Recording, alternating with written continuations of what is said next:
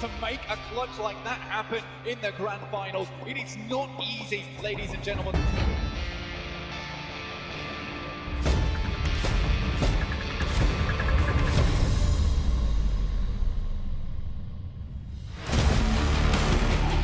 Octavian and Bazzi hitting the deck, going for the sprays out wide. Narvalo into the great for them. Sebi now in the dust. We'll find Reeves. Now just needs to deal with.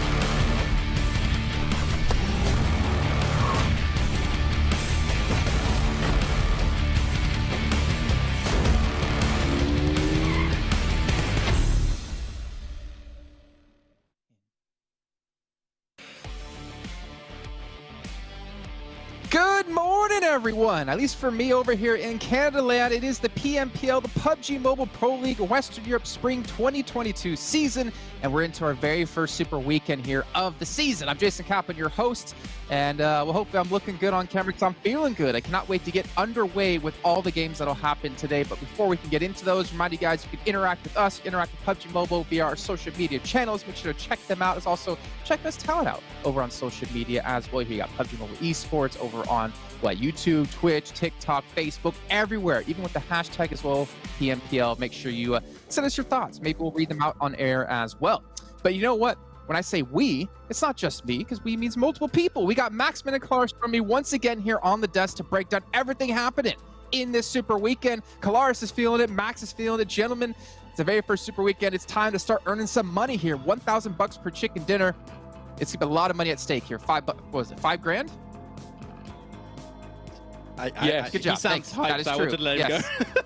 They both nodded, so that is exactly right. But gentlemen, we had a day off. Some of us more than others, I guess. Poor Maxman working nonstop yesterday. But this is the time for all the teams now to really apply that pressure, because again, we're not sure exactly how PMGC will work this year when it comes to points. Last year, your Super Weekend points counted towards a slot. It's a high-intensity day, well, 3 days here for all these teams. Yeah, exactly. I mean, I rewatched the last 2 days of play from the league play, and I have the impression the point I brought up a lot, Kalaris, during the entirety of these death segments, was, well, these teams did actually really good, but can they do it back in the Super Weekend? That's the big question we're going to answer going into today, of course. Yeah, for sure. These teams are going to have to live to win, I think is fair to say, coming into today, into the Super Weekend. There is a lot on the line for these guys, and especially not the teams I really expected to rise. It's the cream of the crop from the league play, some of them at least. So I'm excited to see how they're going to do here. Well, we do have some teams who are looking a little bit better than others. A couple of teams breaching that 100-point threshold in our very first 2 days of league play. Let's take a look at our number 1 and number 2 team, actually. We got Super Young Roster up against Game Lord here. Look at the damage difference, the elimination difference. You know, Super Young Roster, when I talked to a couple of players before we even got into today, this team was not on their radar whatsoever, but they've shown everyone that they're here to play. They're here to win. I think this was a roster that we didn't really expect to be in first place after these two first days of playing the league play, but they did impress us. And in particular, if you're looking at the individual players for the side of Super Young Roster, I'm looking at Ali21 and also Omodi, which really did pull the team forward. Tam, of course, and Zero C did have some really good results, but those two players in particular really stood their ground when it came down to these games. So, as I said, the question is, if they can replicate this going into the Super Weekend, top 16 should be a breeze for them. Oh, absolutely. I mean, look at the numbers. They're going up against the previous champions here of EU West. And Game Lord, yes, you did really well, but Super Young Roster, the numbers speak for themselves. As Max says, guys like Modi, you know, looking at how he's able to put up the numbers alongside the team. And also, they're finishing fights earlier than the previous champions when you're looking at the damage received during all of that. So incredibly executed by this team. And I'm looking forward to seeing what they're going to do in there in the Super Weekend. Well, I do want to say this, though. Obviously, we're talking Super Young Roster up quite a bit, but let's give, honestly, some props to Game Lord, right? They are reigning champions from last season. It is very difficult to go from one season to another, especially with, what, 5 months, 6 months since the last season, you know, concluded, and still be towards the top. Absolutely. I mean, second place in the first week is phenomenal out of these guys. And if I'm not mistaken, Max talked about them having a new player on the team. Yeah, exactly. They do have Trazen, which was an old player from Chasmac, but not only do they have a new player, they also, and we saw that in the interview you had with Victor, I believe it was Jason, that they actually had a drastic change of playstyle from last season. Yeah, go on Instagram. But Yeah. This change of playstyle means also it might have a little bit of a slower start from what we expect from Gamelord, right? So I think that as time goes on, they're going to get even more used to this new playstyle, and they're just going to get better day after day after day. And what was very evident from me, Jason, was when you ended up on Miramar and you're going up against a team that was looking for fight after fight after fight. That was big, which we're going to get to talk about a little bit later on here. But they ran up against Gamelord. And of all the teams you really don't want to be running up against when you're looking for a fight, it is Gamelord who ended up taking that fight quite handily. They had a little bit of positional advantage. However, Gamelord greets the ones that want to fight and takes them down. That speaks volumes. Yeah, and the thing is, we're talking about Gamelord again returning from last season, but there's still another team we have to talk about, kind of on the other side of the diameter here. I can't remember the word John used the other day. Dichotomy, yeah, because they use the diameter of a circle and they're on both sides of the diameter. We don't. It's going to be Eastern Stars. You know, Gamelord doing well from last season to this season, but Eastern Stars have really been kind of a letdown so far, at least in the first days of league play. But again, I don't want to be too harsh. They still technically qualified, albeit by 1 point. Right. And this is the real time to shine here. But whether or not they can brush off the first 2 days of rust is the question. But that's the reason we are being harsh, right? Because we know that they are capable of more. Like, we're looking at these numbers here, and if you compare these overall numbers to the other guys that we were just looking at, Super Young roster, Gamelord as well, and things like that, we look at Eastern Stars as a team coming into EU West that can compete with those numbers. However, it was not evident here in the first 2 days of league play. There's definitely going to have to be adjustments, despite there already having been adjustment, Max, with Doran in the mix. Maybe some stylistic moves here and there are what's needed for this Super Weekend. Yeah, and actually talking about Doran, he is the top performing player of the team, which is very unexpected. Doran did great last season, don't get me wrong. He was one of the top players of the region, but for him to outperform, you know, your Octavian, your Kapahalas, your Athis after how they performed in Season 2, it does have a little bit of a question to the mix right now as to Eastern Stars. Can they get back to what made Eastern Stars in Season 2, right? So I think that they need to have some changes to go through, and hopefully they're going to find those answers entering the Super Weekend, because we know that now this is where points matter. And they were the point, right, Jason, also that we're fighting versus Unicorns of Love in Season 2 for that PMGC spot. So right now, unfortunately, ratioed plus fell off. Wow. Well, the thing is, I'm looking at those stats, right? And I see 20 eliminations across 2 days. And I swear, last year, let's say the first season of last year, right? Kapahala would put 20 eliminations up in like 2 days himself.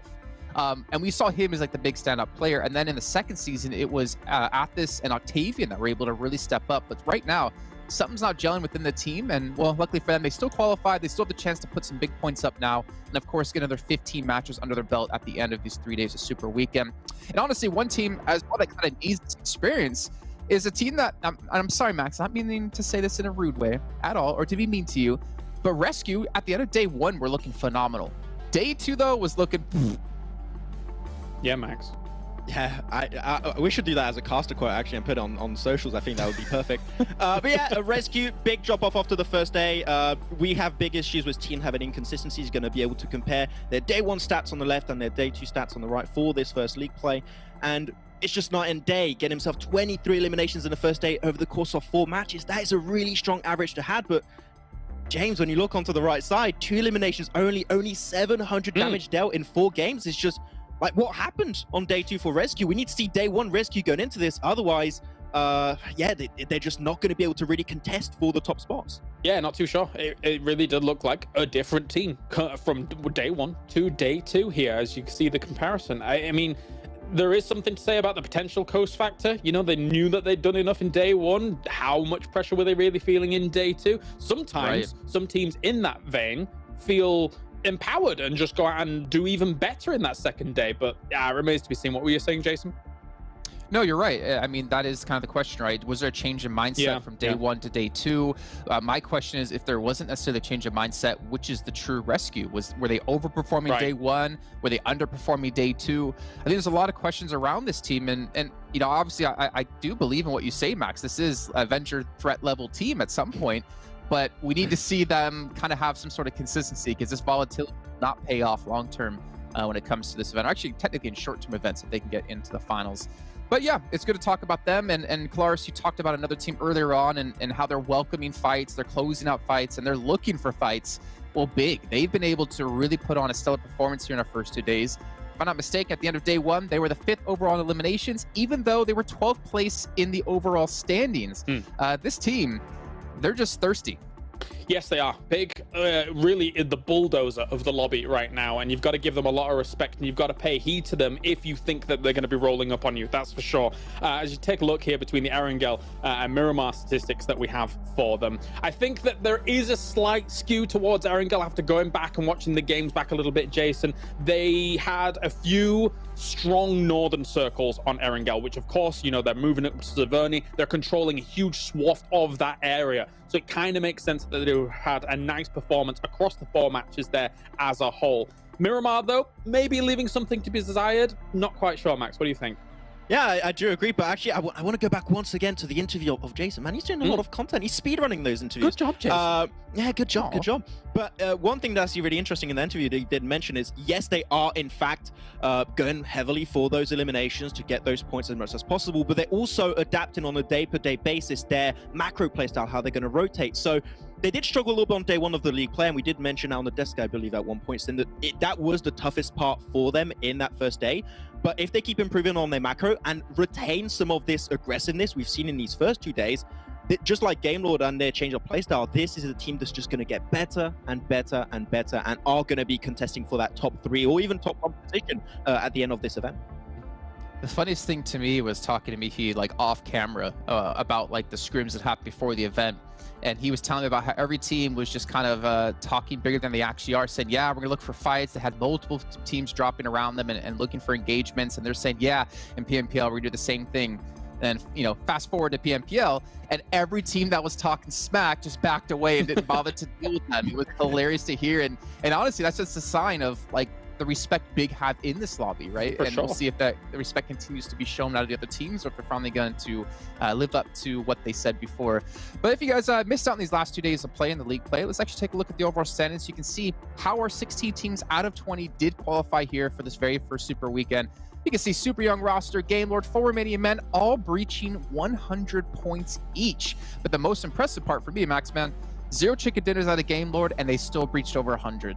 That is the definition of consistency coming out from Game Lord. Of course, it is the league play, so we want to see it backed up into the Super Weekend itself, but it's definitely a really good track record, seeing what we saw in Season 1 and Season 2 of PMPL Western Europe. So even if they stay remotely close to this, I'll be super happy. But the team I'm happy to look at when we're looking at this top page here is actually 4 Romanian Men, right? Because this is a team that I called the Avenge level threat. Maybe a little bit early, okay? I do agree, it was a little bit early to call them that, but they are in the top 3 position, and we saw some really good moves from them in that first league play. So I want to see a little bit more. I want to see especially some changes in terms of how they fight and that synergy, but if they improve on that in particular, I'll be sold. All right, we're looking at our second page of teams here, Claris. Another team that kind of stands out to me, to be perfectly honest, TJB. More of it in a negative way. I mean, we know these players as unicorns. I love last season, PENTA before, the only team to make it into PMGC here out of Western Europe, and they were not necessarily a letdown, but just like kind of there was nothing special about them in the first 2 days. Yeah, there needs to be some more oomph out of them, I think. I'm not 100% exactly how things have not gone their way just yet, but we know that this team is capable. I think they need to find themselves some decent spots to hold down on, and even then, I mean, you know, you look at the guys like GK First, these guys can sweep. They can sweep the edges. They can play those aggressive fights and take 2 teams quite handedly. So I think maybe a rise is on the cards here for the Super Weekend. Well, hopefully some other teams looking for a rise when it comes to next week of play. 4 Romanian boys, Team Doom, Vamos Esports, and 5 Threats all did not make it into the first Super Weekend. However, that does not mean they're out. That does not mean they have no chance of qualifying for the finals. If one of those teams qualify next week, that means one of the teams who participated this week in a Super Weekend will not be getting in. And that is their chance to catch up to whoever that 16th place team be. But guys, before we can fully head into our first match of the day, which we do have 5 matches come up, I want to talk to you about Monster Energy, which is our official energy drink partner here at PMPL. And if you were with us in rehearsal, you'd know how much Kalaris drinks of it. He's got stacks on stacks on stacks of it, and he's got to send some to us so we can have some to drink as well. But let's look at the schedule, guys, because I really want to see like how is this going to work out, because we do have not a new map, but a new map, if you watch the first 2 days of play coming into the mix. It's going to be Sanhok, and I can't wait to see what Papa Blue's going to do. I can't wait to see what Team Big's going to do, especially seeing after their track record of the first 2 days. I think this is the map where they could try and get a elimination record almost. So yeah, Sanhok is going to be an interesting one, and the first time the map is going to be played, so things might be a little bit hectic once we make it into Game 4. I hope so. I hope it's going to be hectic, but at least we have 3 Erangels. We got the 1 Miramar, 1 Sanhok, and that'll be the same schedule throughout the next 2 days of play as well. It's time to head over to our commentators. It's time to kick off here this Super Weekend. Let's throw it on over to Blank and Imperium to kick off match number 1. Hello there. Thank you so much, Mr. Jason. Yeah, we're ready to get into game. Me and Imperium here again. My name's Blank, and honestly, it's been an interesting couple of days there, Imperium, to be honest with you, with teams having a great start to the day on day 1 and then falling off completely on day 2. But realistically, I think the highlight for that league play, if you missed it, was Eastern Stars making it in on the final game with 1 point, which sadly means that 4 Romanian boys aren't here with us in the Super Weekend. What it does mean, though, Imperium, is that we won't get mistaken between 4 Romanian boys and 4 Romanian men, which makes our lives at least significantly easier. It does for sure, and apologies to everybody listening. My throat is a little bit broken, but we'll get there. We'll have a good old time along the way. Yeah, for sure, Eastern Stars, look, if there's any team that was going to do it on the final game, it was always going to be Eastern Stars, especially on Miramar, right? But it's the fact that they did it. Now they have the opportunity across today's games to make them really count, to really show us that to an extent they deserve to get into this Super Weekend. Because yeah, we can hype up the fact that they nearly qualified for PMGC last year. We can hype up the fact that they performed so strong throughout the whole of 2021. But you can't rest on what's happened in the past, right? You got to go based on the present. You got to go based on what the teams can show us in the future. Eastern Stars, they haven't really shown us that much. I want to see them show us today. Yeah, it did feel like that last-ditch attempt on that last game of day 2, right? But I think because it was on Miramar, we expected that to be a great ending spot for them, because Miramar is one of their best maps. We've seen them dominate the playfield there so many times so far. I mean, they're just so good at it when it comes to the nades, but we weren't seeing it, like you're saying, so it was a little bit odd for us. Super young roster, on the other hand, complete topsy-turvy in terms of what we talk about with Eastern Stars, where we expected so much from Eastern Stars, but maybe weren't expecting so much from super young roster. I will say, though, you know, looking at it from previous seasons, I did feel like they had a lot of potential, and now that potential is starting to show, and honestly, in a big way. Taking the first place in league play, not an easy thing to do, and especially if you're one of the underdogs, this is a real big feat. I'm so happy with how super young roster have been performing across the 2 days so far. I do think, even though there's only 8 games of judgment, they've been a little bit inconsistent compared to Game Lord, for example, but you can't deny that the games that they have done well in have been massively impressive. They've been very controlling, they've been very well coordinated. I think this is a team that have synergized so well over the last couple of months. They've adjusted the way they're IGLing across the board, and they're carrying that aggression with the control. You can see the amount of damage from the stats in the analysis blank. They are absolutely laying bodies on the floor, left, right, and center in these games. Yeah, like a clear difference between them and second place with Game Lord, right? Which is astonishing to see. But we are getting into our first game of the day. We're starting on Erangel, and we have our playing path coming up from the northeast. Actually, not the northeast, sorry. I'm looking at the original island, tutorial island, but it's not quite that. We're coming all the way from the west side to Milton Power on the southern side of the map. So it does kind of block off Severny just a little bit. This is going to cause slight problems for Big, trying to get up towards Severny side, possibly. But, you know, they should be just okay. Again, it's one of those things that I think Big have been caught out before, getting in the vehicles and trying to make their way up. So I want to see them potentially be a bit more careful in this pre-game. And even for Game Lord as well, they've always had Yasnaya as their drop spot, right? And on this southern kind of playing path, even though not too many teams drop directly down south to them, you do have unicorns a lot that go to Lipovka/prison. I would still like to see Game Lord have that alternative drop spot that they're able to utilize in a bit of a harsher playing path. Doesn't seem to be the case, as they are shifting their way up north. Phase on popping up blank, it is up and towards that northeastern side. That makes it a little bit easier for the likes of RESQ, even Big to an extent, to make that early rotation in phase one, because of course the northern side of the circle going to be far less congested. Yeah, you kind of know where you're going to be going regardless. And it looks like Big has hit the ground running. So they should be just fine heading up towards Box Compound on the western side of your screen there.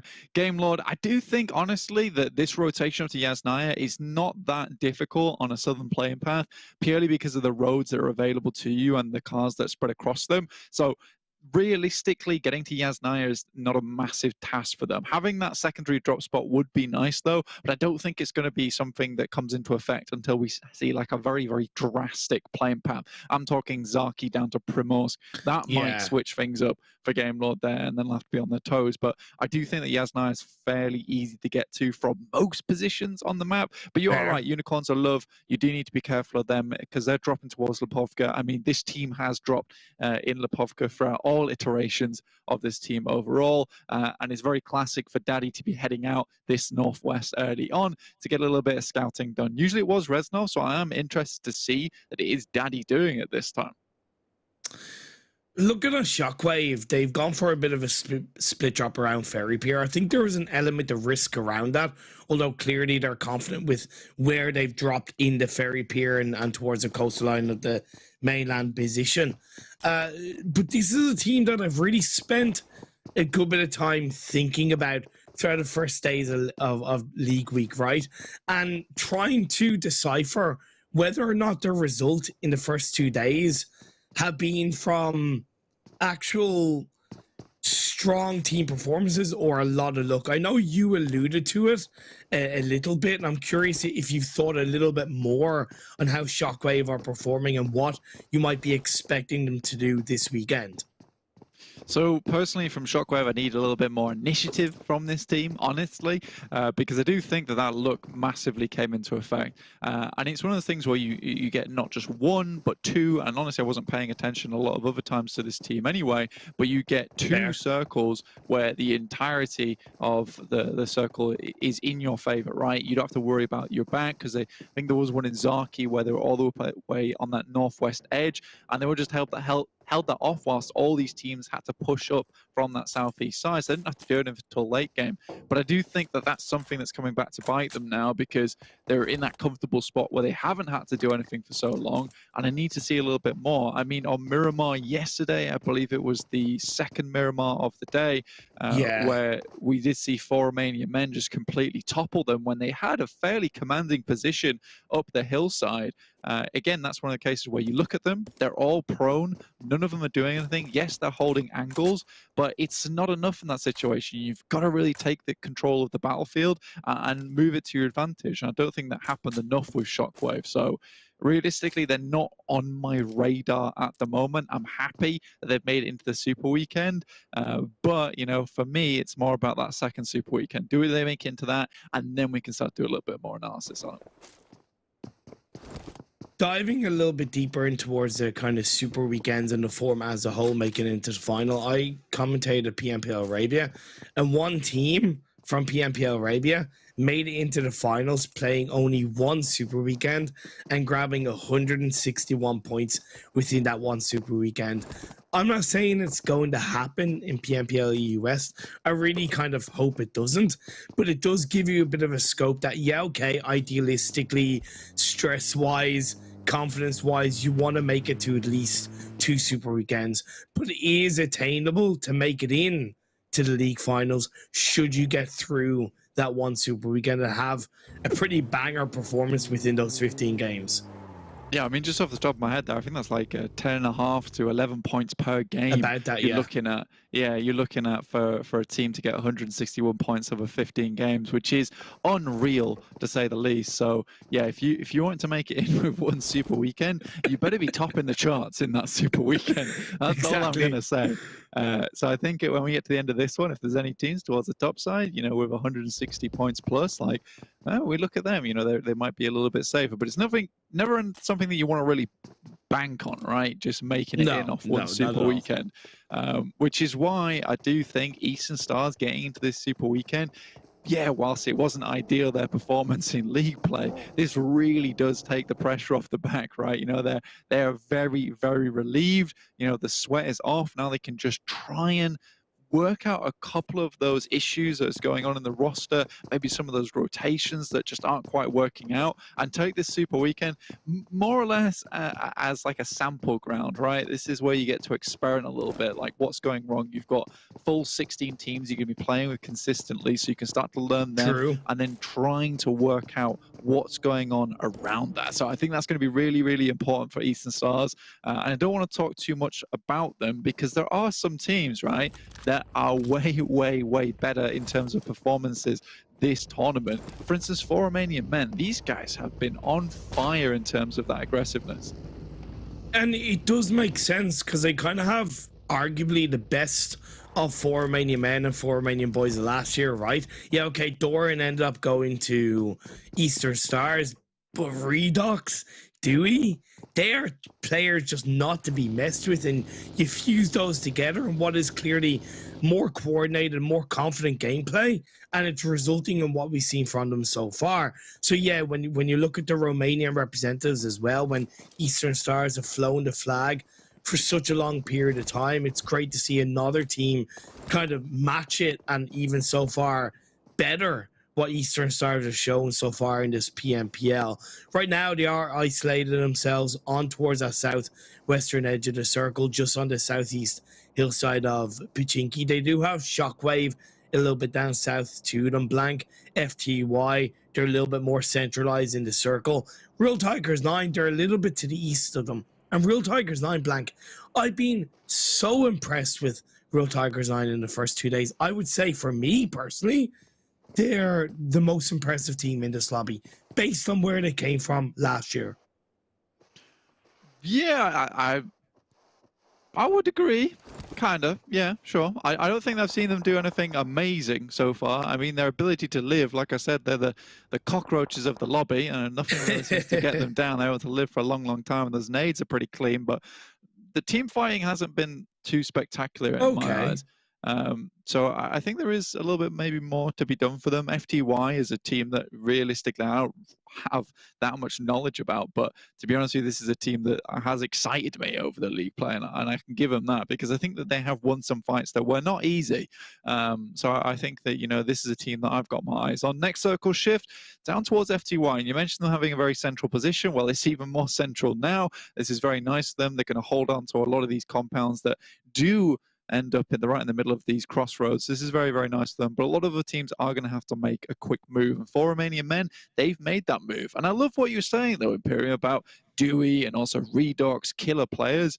But Rana is probably the biggest surprise for me personally because, you know, this guy has been a consistent face within esports over in PUBG Mobile in the European scene, but he never really was that highlight player for me. But I do think he's done some phenomenal things on 4 Romanian Men so far and really made a lot of their fights happen, allowing Dewey and Redox to get into the situation. So very, very impressive improvement from that guy overall.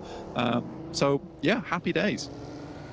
Game Lord still yet to move away from Yasnaya. On the side note, Unicorns of Love have shifted the full team closer to Mansion, and I believe they have a 2-2 split between Mansion and kind of the Lion King Hillside. Big starting to make their way down, and you have Vodafone Giants for the time being in a really great spot above school. I think this is one of the key spots of this kind of circle, especially when you have a bit of a 2-2 split, because these buildings provide a little bit more protection, especially when you have vehicles than you think, and it gives them a lot of information. Right now, they're shutting Tonga about EU down just by being where they are without even taking any shots. The second TJB have any idea that they're there, they're going to fire. Lin's caught in a bit of close quarters combat here with Big. Mozero peeks around the corner, but nice shots from Lin, but there's more angles to be dealing with. Swave gets the heal off, but Tongji about, the rest of the team's nowhere in sight, and Lin probably will just go down here for his troubles. And this is something that we identify as a problem with Lin, was he would just send into a location with little to no backup and kind of be that player that would probe the grounds ahead of them and a lot of times go down for it. So that leaves Tongji about now down to just 3 players. They do get a quick re-knock, but I don't think it's enough to get Lim back up, and Beast should be picked up pretty quickly. Good stuff by Big. It's a little bit interesting that they decided to play through RESQ. I don't fully agree with that rotation for the most part, but it's quite obvious that they went there with purpose.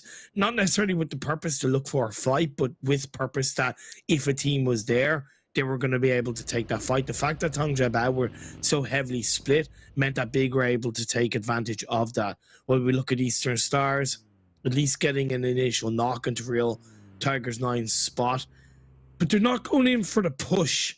I find that a little bit interesting. I know it's only phase 2, but I think with the initial lock and the position that Real Tigers 9 have, I think Eastern Stars are in a great position to push that more heavily. Is that hesitation come from Eastern Stars and maybe the fear of just qualifying for the Super Weekend and not wanting to make the same mistakes they did in the first 2 days of PMPL, or is this just them knowing what they're capable of and waiting for the next circle shift as it has come through?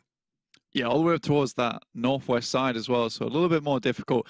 But yeah, I would say waiting for that shift is probably the smarter thing to do. Getting into an engagement this close to the circle shifting, not a great idea. It can leave you properly high and dry. And yeah, there is that case where you get southeast shift there on the circle, but you're playing with numbers there, you're playing with statistics, and it's never a fun thing to do unless you're John Allen. You've got all the numbers in your head, you've got all the syllabus locked away in your cabinet behind you. You know, that's what you absolutely need. But I think Eastern Stars, they can start to make a bit of a rotation ahead of themselves, see where they want to get in here. But yeah, towards school side is very open plains here, so a little bit difficult to work with. Luckily, there are a lot of these fences, a lot of these little areas you can hide behind, plus apartments are a great position to send your team in, which can effectively hold a fair few teams, as we're already seeing. Oh, no, yeah, but I don't agree with teams just pushing into apartments like that. I think it's a death wish. In my opinion, they're digging their own grave. Can TJB take advantage of that? Hopefully, as they already had a little bit of that position locked down. They had a 2-1 split between school and apartments. They're now sending in third person over. PENTA have joined in towards apartments. So have FTY. TJB nearly getting caught out. Yeah, Lang Z, I doubt he's going to get in there, and he does not, with the knock coming through. At least he gets in the building, but there's absolutely no one else in there from his team. And I think rocking up in apartments like that this late into the game, when you know there are teams flying in, just like SW1D1, who are entering the building, that one of the players from TJB is in. It's GK first, great member, solo player. See if he can live up to the expectations. Drop some Molotovs on the stairs. We'll delay the push just a little bit, Imperium. It's just very unusual play for TJB. They're normally a lot more coordinated now. Most games, they haven't really had to deal with them being in the central part of the circle, so maybe that's something that they will need to learn and train and become a bit more coordinated with throughout this PMPL. SWAT69 pushing in. Once again, I really don't agree with that. I think all of these teams are going to end up getting absolutely punished in the next couple of circles when it does shift away from apartments. But for the time being, SWAT69, they're looking to make some noise. Outside of apartments, you have Shockwave by around the Watertown area. You have Game North in a bit of a 2-2 split between RESQ Hill and a compound that's a little bit more north of the circle, and Eastern Stars now sticking on the eastern side of the map. Yeah, they don't have to go any further in at the moment. Like, they can get slightly further into the circle and try and work with that position. But being this late to the lobby, like, you don't want to do anything too drastic. GK first trying to drop some smokes onto the top side, drop some smokes onto the stairs as well, give himself a little bit of breathing room whilst also inhaling a load of fumes. So let's go for something here. PNL gets taken down by Lang Z, somehow been brought up in the middle of this fight, and that's fantastic stuff coming through from TJB. Will lay claim to this building. This is wonderful. Now they've just got to go help GK first. After taking half of the lobby down for SWAT69, or at least half of the team, this is good stuff. And GK first is delaying them phenomenally. All the while, the rest of the team is getting into position. But why did SWAT69 split? Why didn't they push that one TJB player up in the stairwell of the building? I know it can be tough, but when they're pretty confident that they have the body advantage, which is why they split up in the first place, you just use that body advantage to push up the stairs. They had a full squad. Now they're down to 2. Now their position is massively compromised. SWAT69 lose another player. That's crazy stuff.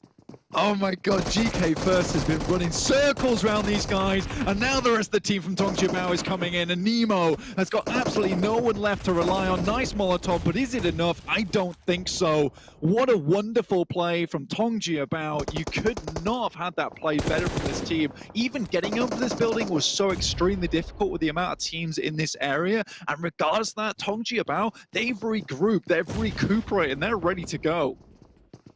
Like, I said it was a little bit of an unusual play by Tongjiabao earlier on, but they certainly recovered very well. But you got to recognize that that was a massive mistake from SWAT 69. Phase 4 did shift. It went over to the east. Apartment's still in the circle blank, but it's now a little bit more cautiously on that western edge side. Eastern Stars are in a central compound, and up on the hills outside, you have Game Lord and Unicorns of Love.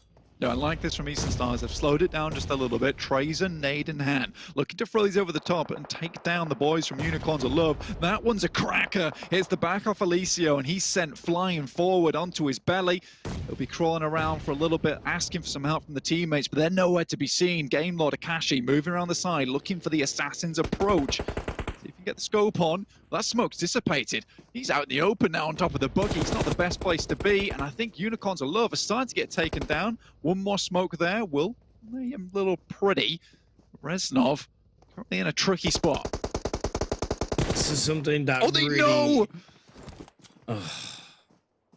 Unicorns of Love, they struggle so much with these team fights. I think there's something a little, and I know it's easy to say this, but fundamentally wrong with how they're communicating with each other. It feels like there's a lot of frustrations about what they really want to do. Icy's left on his own, gets a couple of for the fences. They have 2 players knocked, but they're looking for the squad wipe. I do think this is dangerous, though. A Real Tigers 9 on their back and already taken down Akashi. Narvalo also down. I see the final player remaining for Unicorns of Love. Another player to be tribal with. Robs will start to pick up Narvalo, but Real Tigers 9, they're starting to prowl over the top side here. Looking for one more. These guys are known for the nades, so you don't want to stand behind that tree for too long. Smokes out from Trace and tries to lay down the covering fire for the team. In this case, the covering smoke. Hardman's looking at that final player from Unicorns of Love. It is Icy. He can do some fantastic stuff, but I think he's very much out in the open, left to die here outside of the circle. And I don't really think Game Lord had full idea that Real Tigers 9 were in that area. So when they looked to push onto Icy, that's when they kind of got caught out. But props to Real Tigers 9. But now as the circle is centered up, they are close to the eastern edge of the circle. It's so important for Real Tigers 9 that they clean up Unicorns of Love and they clean up Game Lord. Unicorns of Love do go down. Game Lord just about made it out of there with Trazen and Robs. Still the remaining members for them. Eastern Stars very firmly planted in the center of the circle as it hits them once again. And all these players in apartments, they've got to find a way to leave. Super Young Rossa, though, locked in a fight between them and XTEAM. This is rough, and you're right, Imperial, you did call it earlier. Apartments, maybe not the best place to go that early. If you're Tongjiabao, you are struggling because you're on that southeast edge. Another cracker nade goes in. Beg for Mercy takes a bit of damage, but it's one remaining player from Super Young Roster who's got to get away. It's Alendo. The back wheels, they're shot out, and he is just swerving all over the place. Literal sparks flying off the back of that buggy. What? Survives with literally a sliver of HP. Oh my god, I can't believe he was actually able to hold on there and get a first aid off in time. He's going to be able to disengage, but this is really not looking good for Super Young Roster. In the very first game of the Super Weekend, we propped these guys up. We said they were so impressive over the first 2 days, but if they can't get the job done in the Super Weekend, it doesn't matter. That's RESQ there as well. They will be eliminated in 12th place. So it feels like that overperforming theory was maybe there, but it's Eastern Stars versus Big. This is a large fight for them. They want to win this one out, but going against Big, who is one of the top fraggers in this lobby in terms of that, it's a bit of a struggle. Kapahala, about 40% HP. They will get one player back up again in Doran. He has to quickly heal, but 4 players from Big, and they have the bead on them, sending the nades through, which they will have saved up for the majority of this game. They haven't been in too many fights so far, and now Smokes to cover that, but a really nice nade comes through the window from Octavian, which will take down Beast, and that's the go signal for Eastern Stars. They need to make sure they take advantage of this. The buildings that Eastern Stars are in, Blank, are very heavily compromised. There's so many windows that you can get shot from, so many angles that you can get punished, and you are dead right. That knock should be them pushing in onto Big. There's no way they should have allowed that revive to come through. Yes, Big have technically more angles with Mizzaro outside of the compound, but you got to take a chance. It's not going to get any easier for Eastern Stars. I think there was one or two options there, which was what they've done right now, which is able to split up and get into better angles or push onto the building. So I think that, you know, they take the safer approach here as opposed to going for the full team wipe. But I think Mozero behind those sandbags is causing such chaos for Eastern Stars. It's very hard for them to peek out. But Big just needs to hold on right now. They're in the center of the circle, and this fight can go on for as long as they want as far as they're concerned. Still nading through, should be losing those over time. And TJB suddenly take down 4 Romanian men on that southwest side, despite the difficulties they've had before coming out of apartments. You know, this is easy for them. They checked their contract and they had a literal 1-minute date that they had to give confirmation of leaving the apartment and finding a new position on the map, which is perfect for them. And another circle will center up on top of Eastern Stars and Big, and these two teams become pivotal to the end of this game. But this is why I think Eastern Stars should have pushed on the Big when they had the opportunity, because now their backs behind them, even though they're outside the circle, teams can push in, they can compromise them.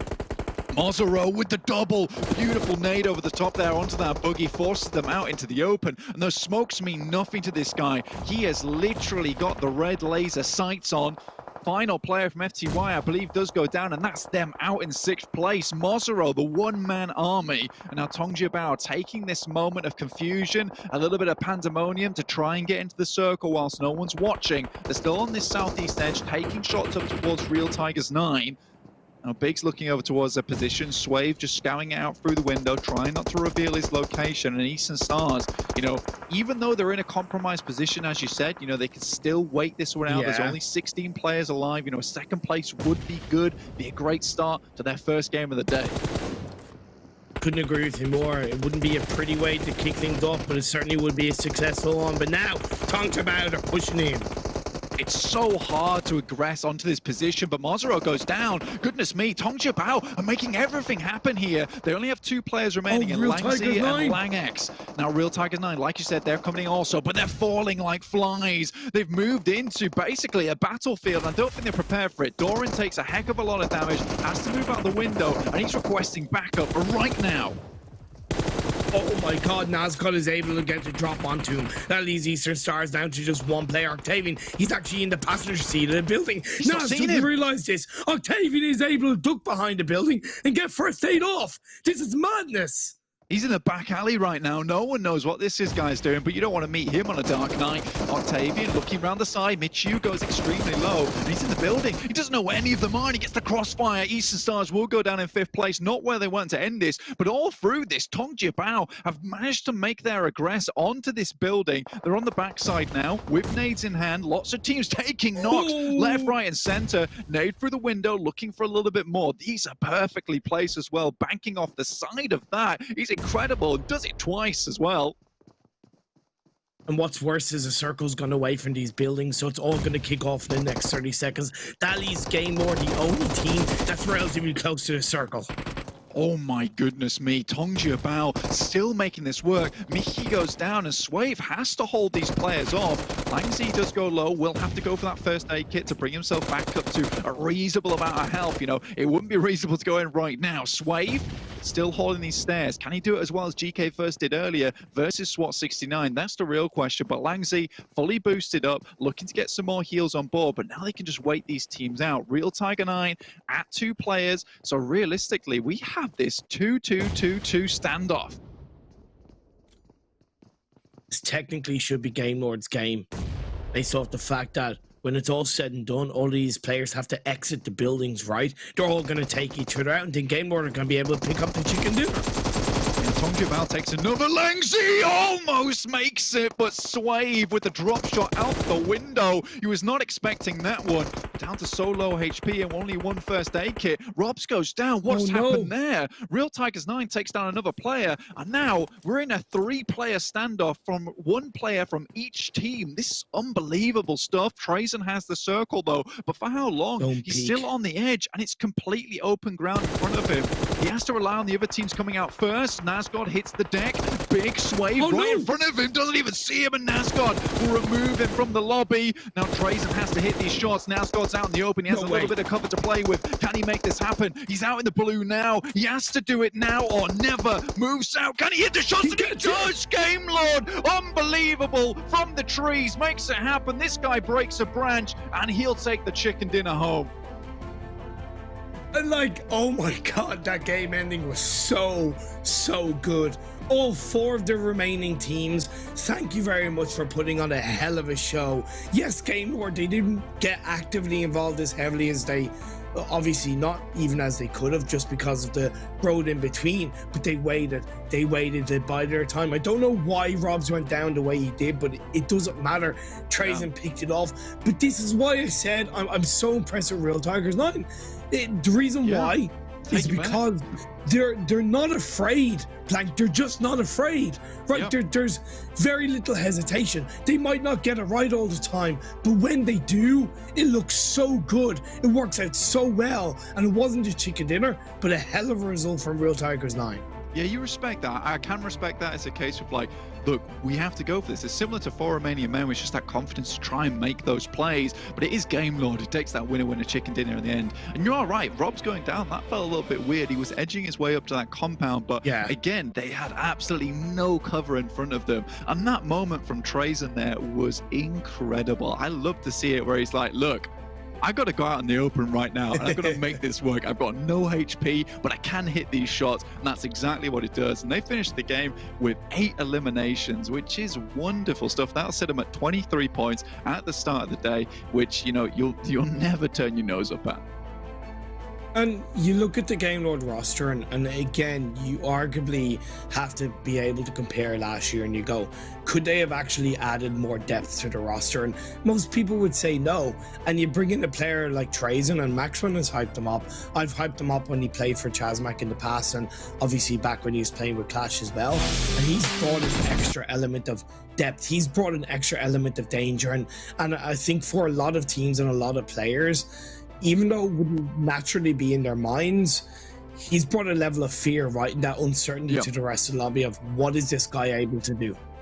Yeah, so we're going to take a quick look at the round report here, but you're so right here, Imperium. I mean, Trazen, he just seems like a well-rounded player overall, and that's what you want to add to the team. Look at that Langs, 1040 damage there. This guy was killing it. I won't lie, TJB came from absolutely nowhere.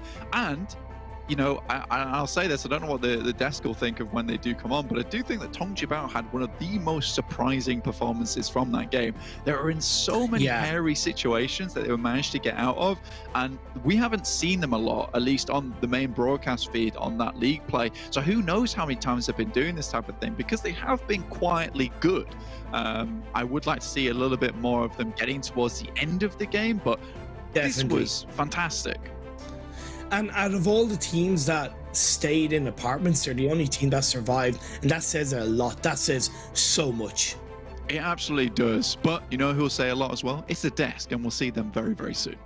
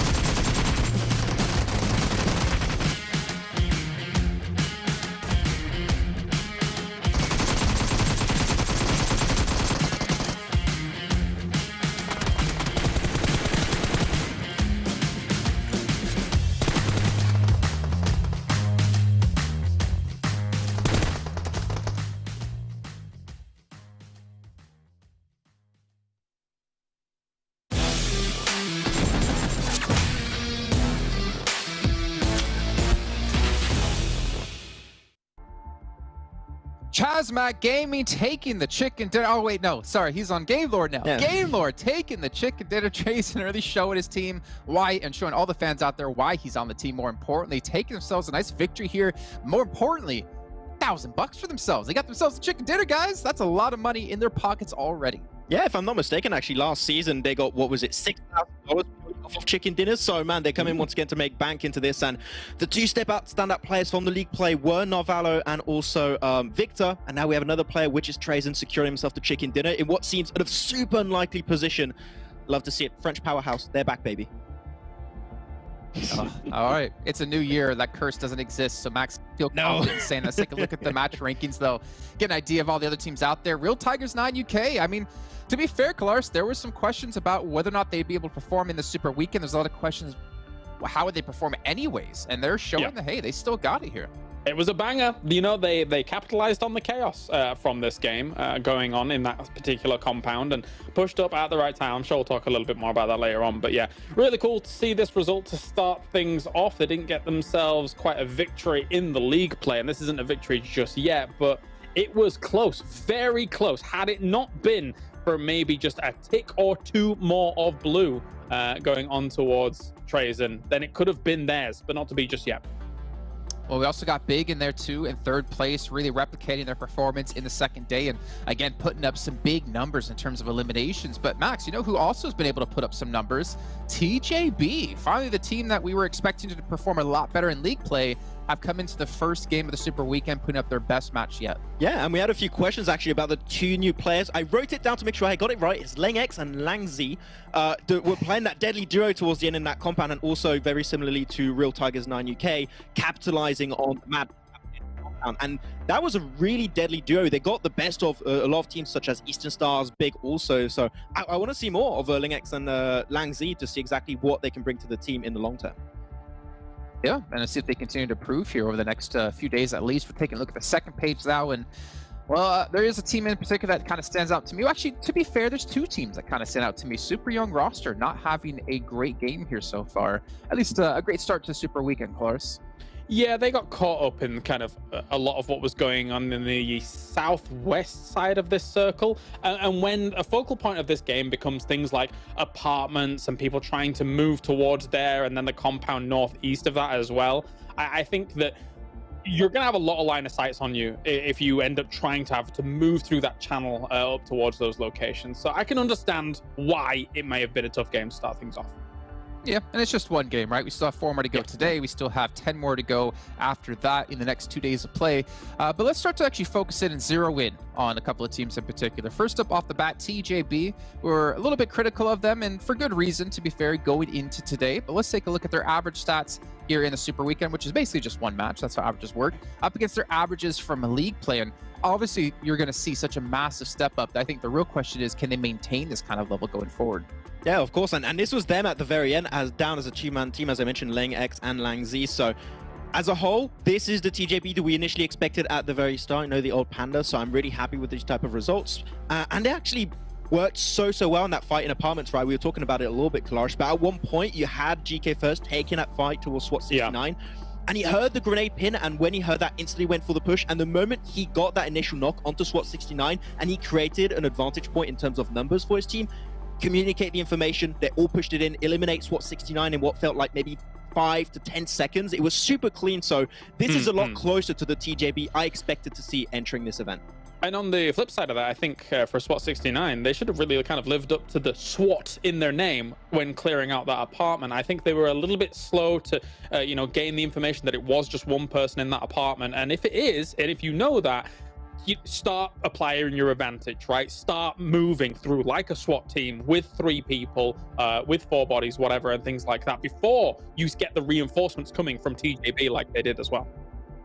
Okay. Yeah, I mean, if this is TJB getting back online and GK First, more importantly, getting back online, I think they're going to be a very, very scary team. And again, show us out there why they represented us over at PMGC. But we're talking about obviously the step up out of them, but we also have to talk about the step up of another team in the form of Eastern Stars. Now, this is a team that a lot of their competitors had their eye out on. though we kind of question it after the first 2 days, but obviously knowing their caliber of play over the last year, they're a very scary team, but they've been able to step up here in this first match as well and really put up some numbers.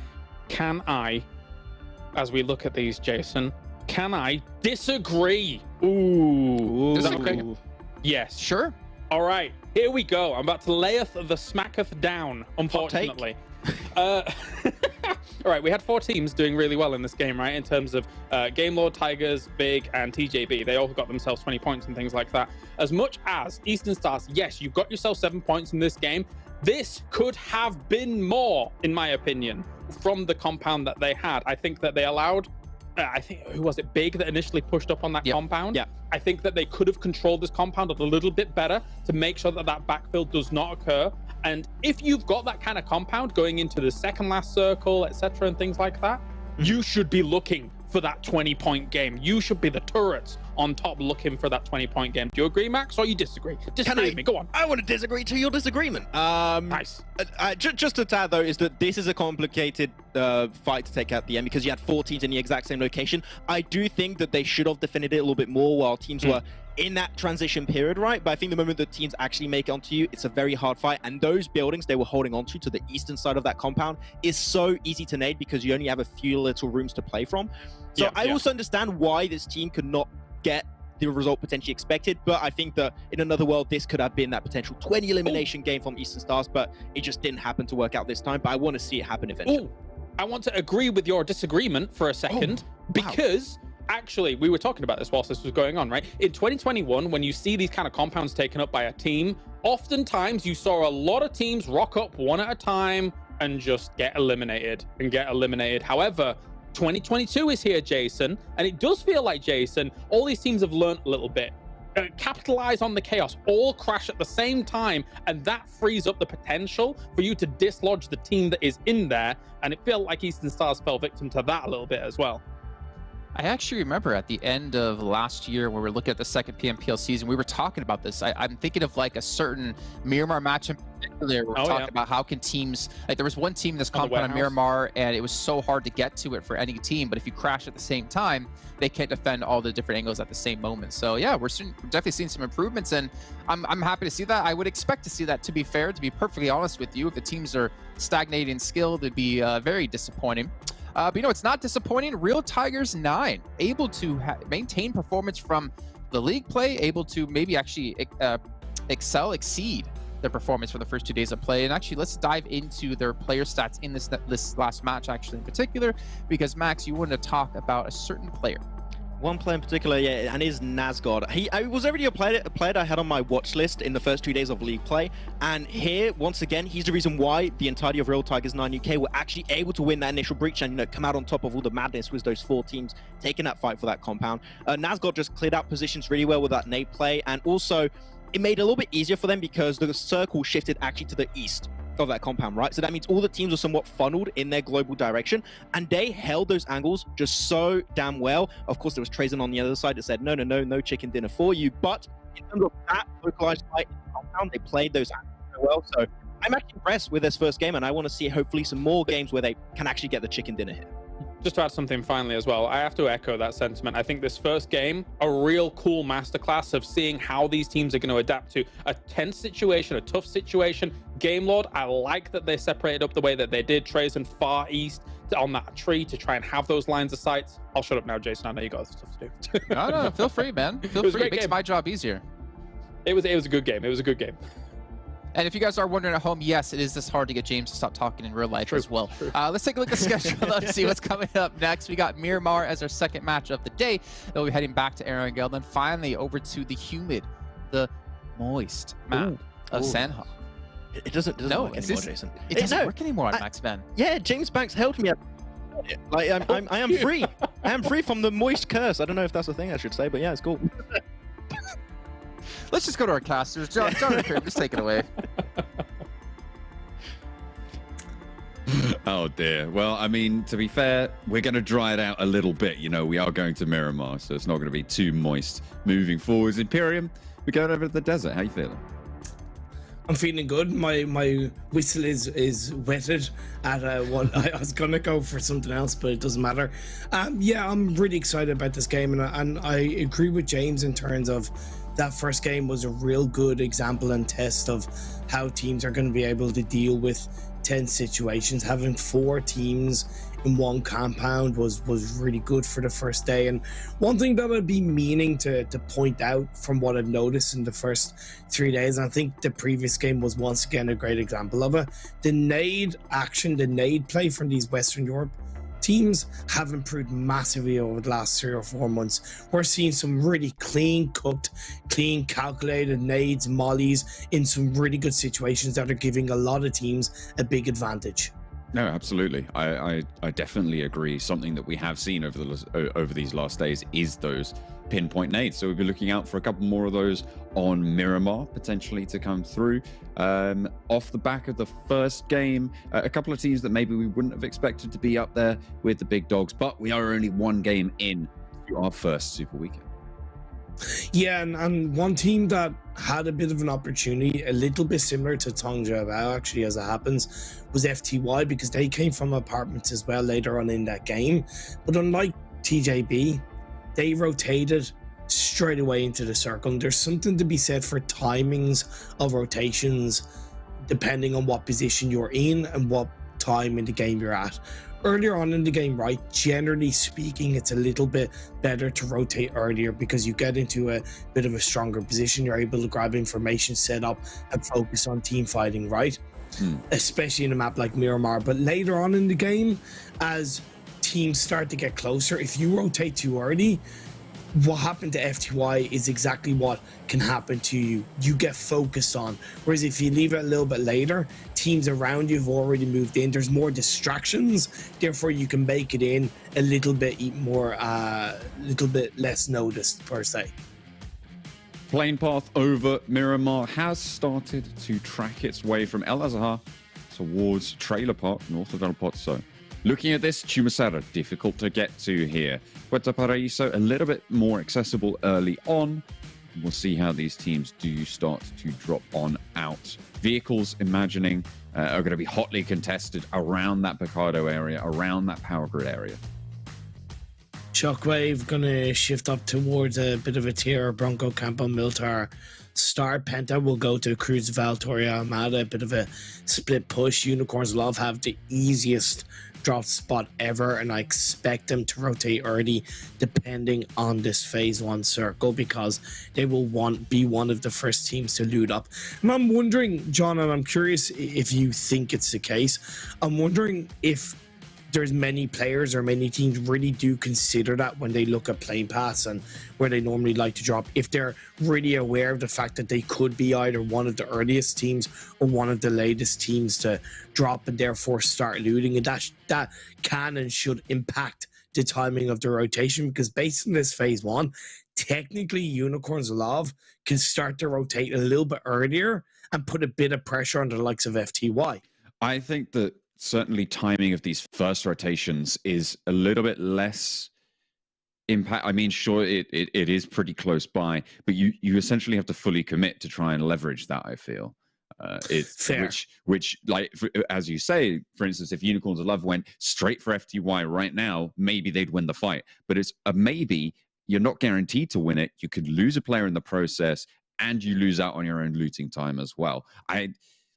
Not only that, they could also be lucky and get some good loot on very, very early. They could drop on the right spots and really take you to task. And in terms of the rotational timing, I think it's more likely that you're looking at what paths are going to be taken and knowing those timings from that plane path. But even then, it's so tricky to read. It kind of fades into the rest of the variables that come through with the game of PUBG Mobile.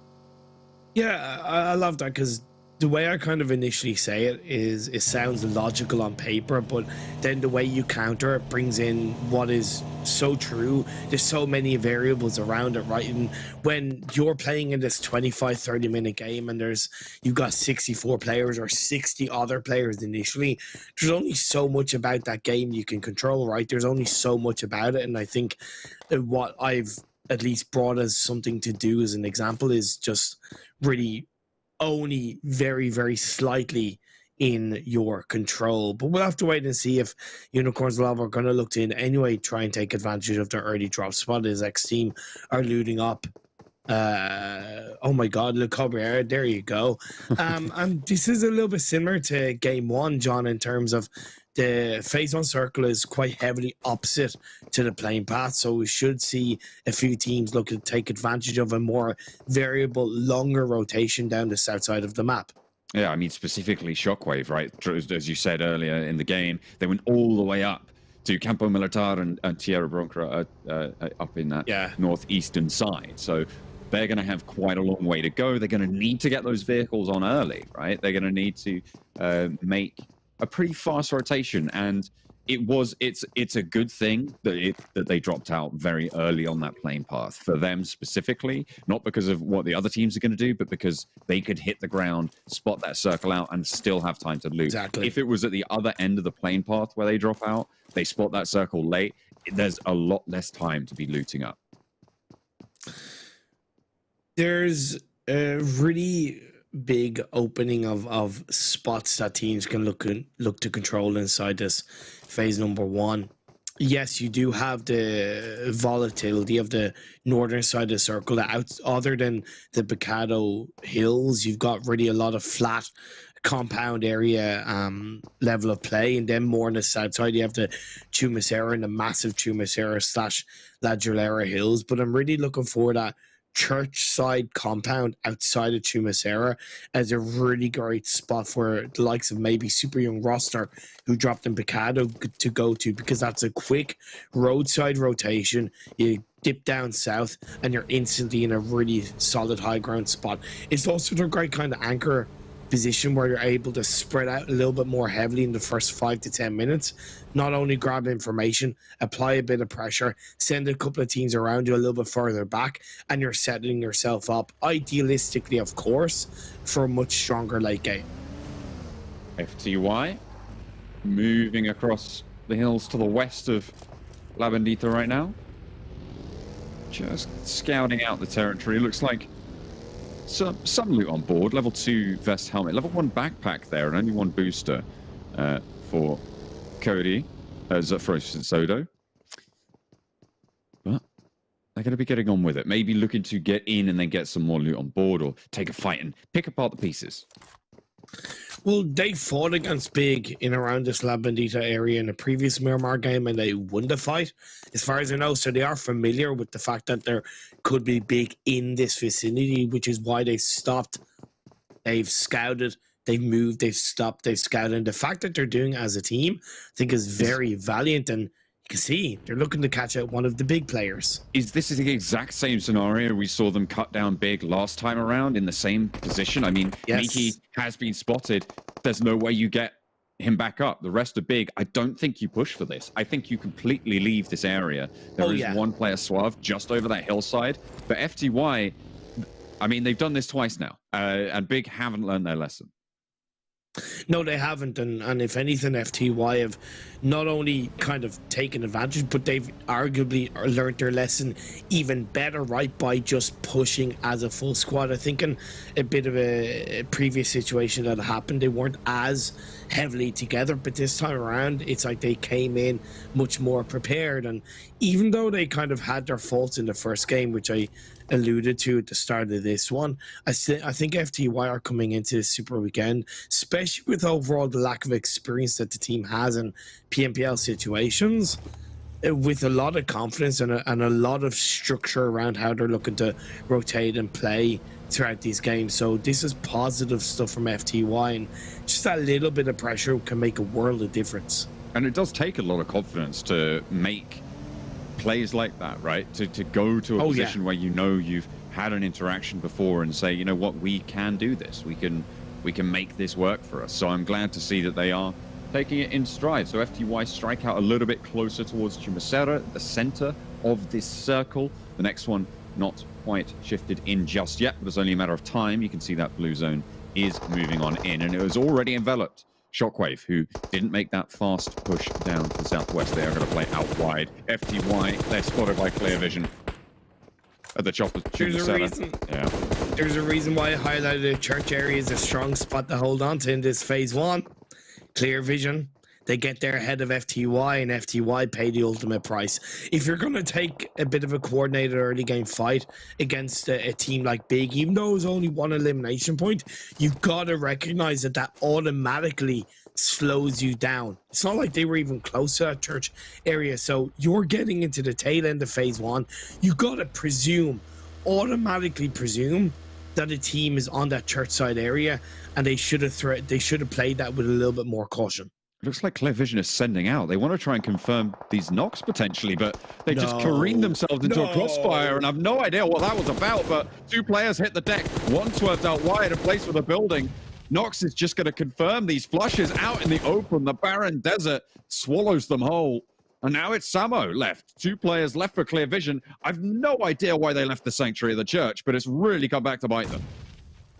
F in the chat, please. That's all I can really say. That is one of the biggest mistakes I've ever seen a team make, and this is something that we should not expect to see in PMPL. Clear vision. You got to really rethink how you're controlling yourself. KO Boy gets another knock. I'm sorry, but I'm so frustrated at that. Yeah. They had full control over FTY. There's no need to push that. Absolutely no need. No, I completely agree. That was not a good play. I don't see any world in which that was good. Okay, right. Thinking about it, the only reason they could have wanted to go for that is if they thought there was only one player from FTY in that compound, they'd already got the knock, and they were just going to go and get the flush and turn around and come back. But they didn't have that intel.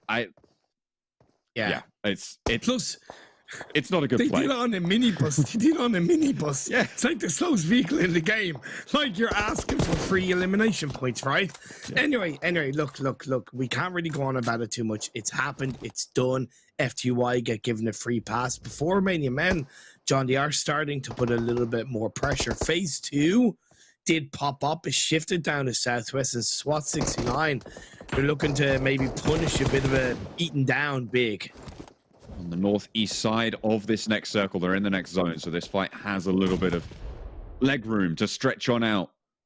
But Big slow things down. The Molotov there just stops the main point of ingress for SWAT 69. Nades instead now being traded back and forth. Big slowing down proceedings, allowing other teams to move around the position. That's really the currency that they're spending right now, is allowing other teams in their vicinity to make these rotations ahead of them.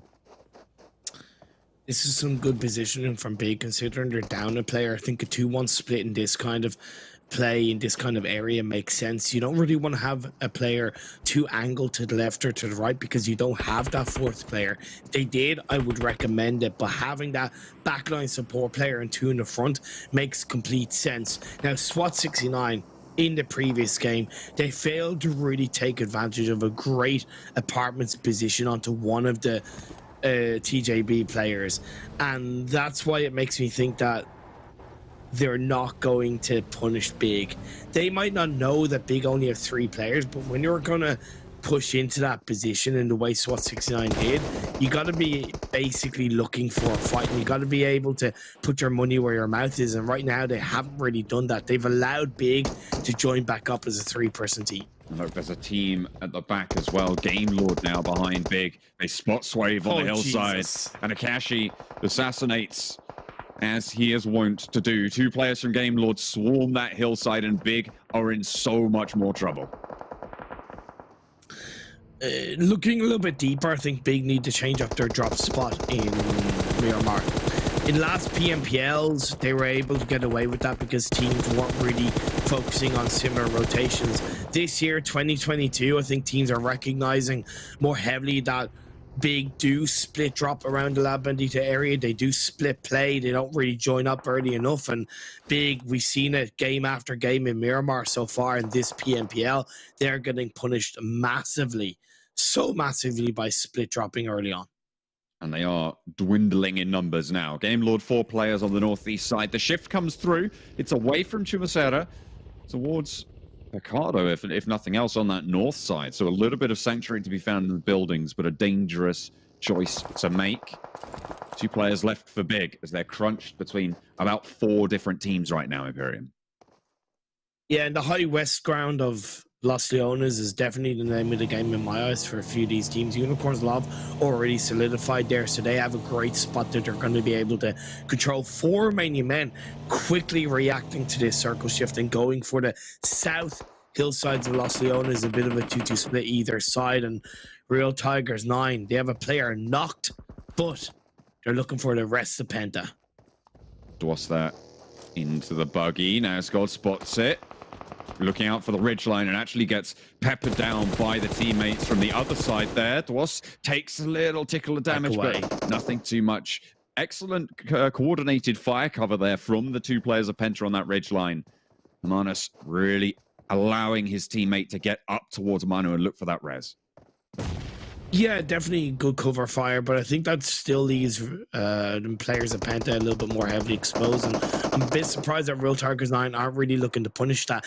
Yes, Naz is under pressure, but sometimes you gotta fight fire with fire. And while all the focus was on Nazgod, Mishu and the other Real Tigers 9 player probably could have punished the rest of Penta on the other side.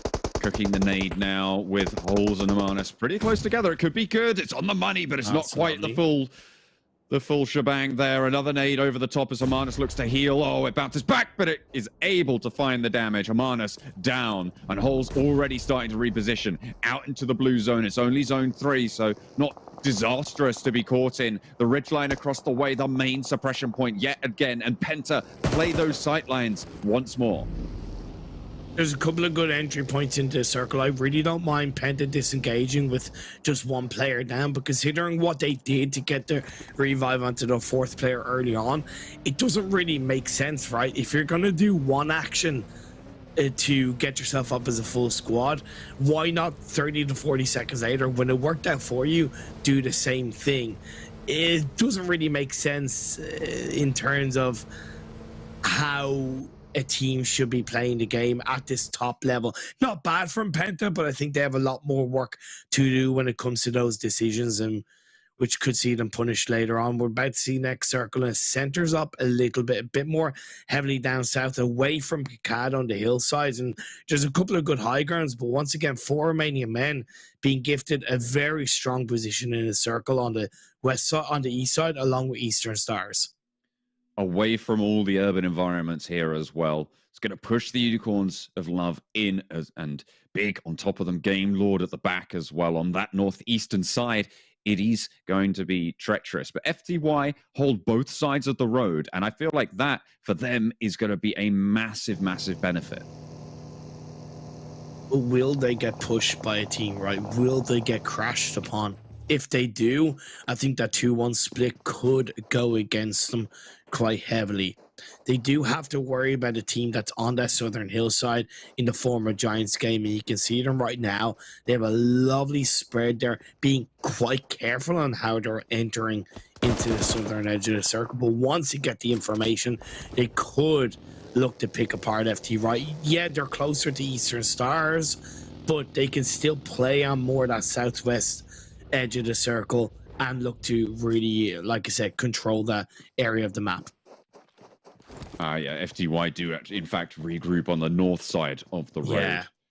The slightly larger segment of this circle as it goes forward. So I guess statistically, you do want to be on that north side, and they know they have that option to push down south if no team pushes into the towards them. If they had a full squad, 3-1 would be perfect, but with 3 players left, it's better just hedge their bets in that one side. Shockwave in the elimination feed, looking for the players of super young roster. They do have 3 players still up in a more deeper part of the circle, so they do have plenty of options to play with. The likes of Swat 69, the rest of the big Game Lord, they all still have to enter the circle.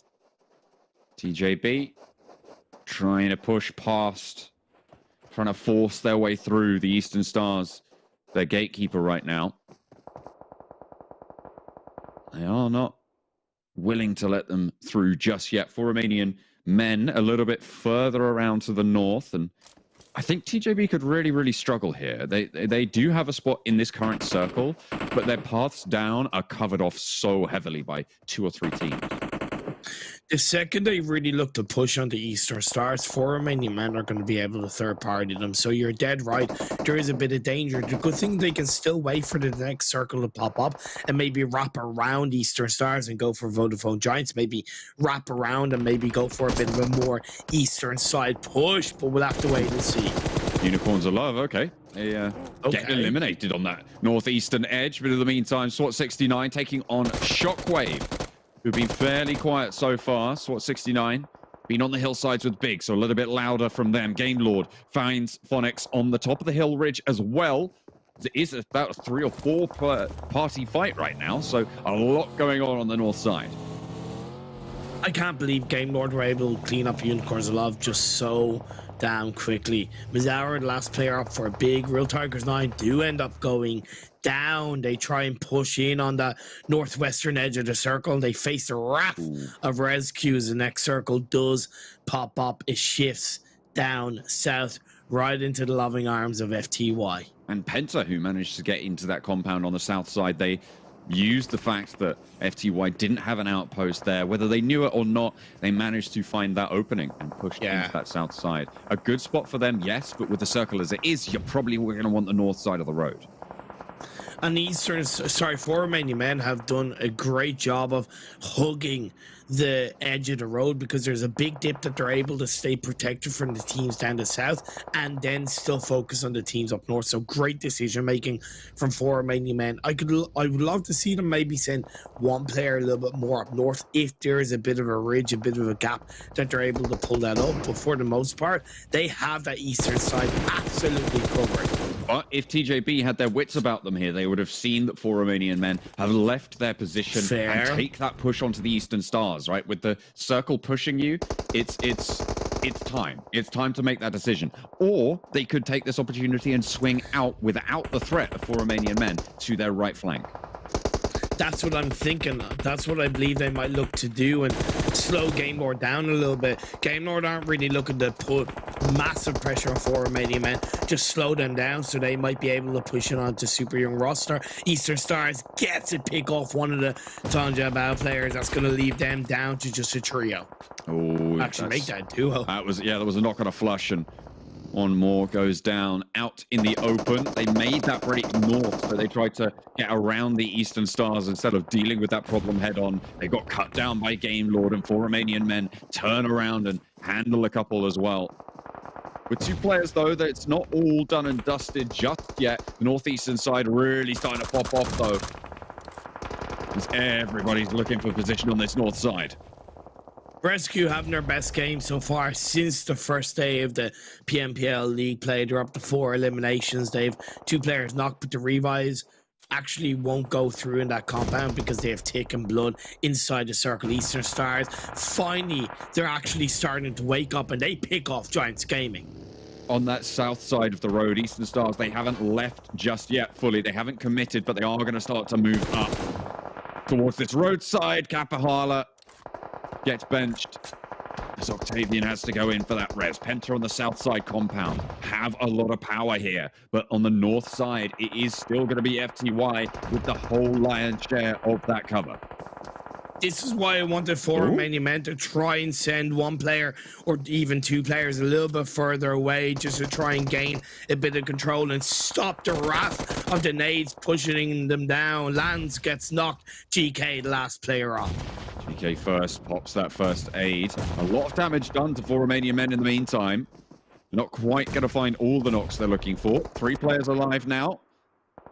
And they should know where GK first is. Game Lord leaving, moving down that hillside. And GK first playing right with his back to the zone so that he is the least threat possible from Game Lord's off angle, because you can see how broadside he is as soon as he leaves that buggy.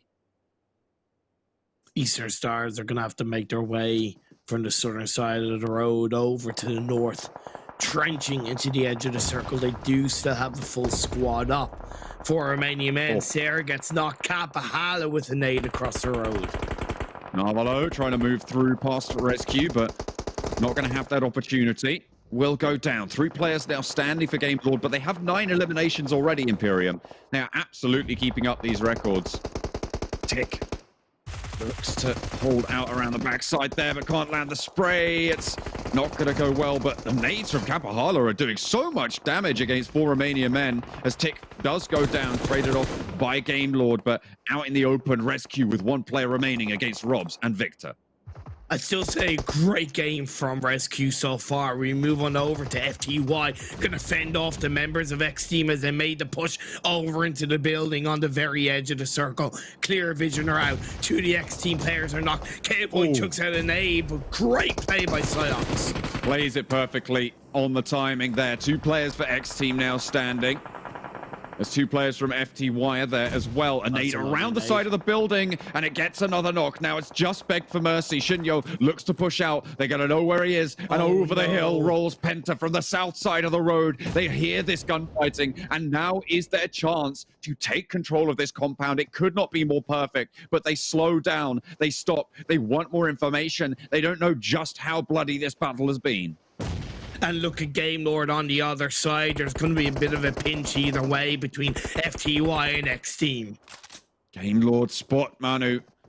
And we'll get that flusher now. It's just holes pushing in. So a lot of single players left as FTY have managed to regroup. All 3 of them standing into this fight. Game Lord have the outside track and they're in the circle early. In the meantime, FTY with 3 players. XTEAM with 3 and 1 down. And Penta with 1. Eastern Stars, they're on the Eastern, the only team there. Penta Halls is going to get taken out. First to go down from the south side of the road. They didn't take that opportunity quite fast enough. They didn't have that intel. Trapped inside these buildings. It's reminiscent of the last game, Imperium. They are back to back right now, and Game Lord, the arbiters from the outside. As Robs takes the tumble. Excellent spray down coming through as FTY open those sight lines. Little bit of a lucky spray, but he's going to make it work out with tracking of the bullets in amongst the smokes. It may provide you vision, but it doesn't provide you the full protection, such as the hard cover of a ridge side. FTY, they know exactly about the fact that XTEAM are still in the buildings with them. They know they're right there, and look at this. I don't think XTEAM are really going to want to go for this fight. I wonder who they're going to load up the meds on. 4 teams remain, though. 3 players alive for FTY. And smokes to open that line. The push out comes through from the last player of XTEAM that isn't going to heal out. Gets 1 knock and gets the flush as well. Excellent turn of events. They're able to find 1 knocks on the outside. Looks for the spray, goes up, and it's finally going to put a stop to that one. But the last player now standing for FTY. That cut down the hopes of FTY dramatically. Why didn't they push together, XTEAM? They could have cleaned up FTY. Zaza goes down now. 3 teams remaining. FTY really on the back foot and on the hillside is Game Lord. Doran gets 1 on the re-knock there. The refrag for Kapahala. The Eastern Stars still surviving. And it's only Game Lord left. It is just Victor. A nade over the top. That could be all that is needed. Doran a little bit further back than that, and Kapahala trying to feed that information. Not going for the res. Victor wants the challenge. A little bit greater HP for Victor. The boosters are pushing Doran further and further, and it is so many bullets flying back and forth. But in the end, it's Victor to take down the Eastern Stars, and Game Lord take control of the game. They had a real ropey time on those hillsides, but with the outside track, it's the French squad to take the win. And it's the very first back-to-back chicken dinner in PMPL EU West 2022. What a way to come into this first Super Weekend to get 2 games in a row, John.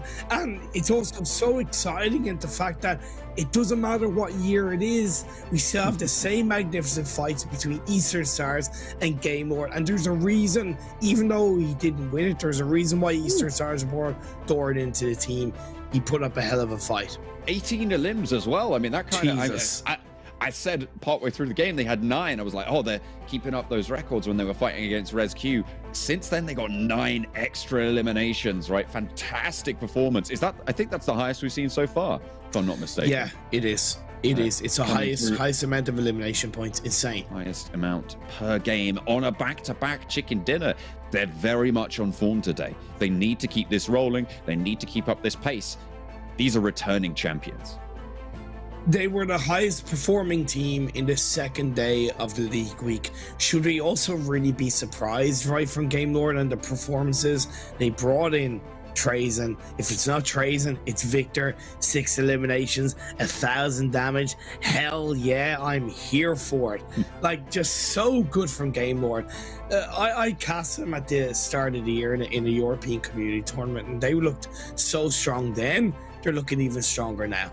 Eastern Stars coming in second as well on that game. A really good presence for them to have in those later stages.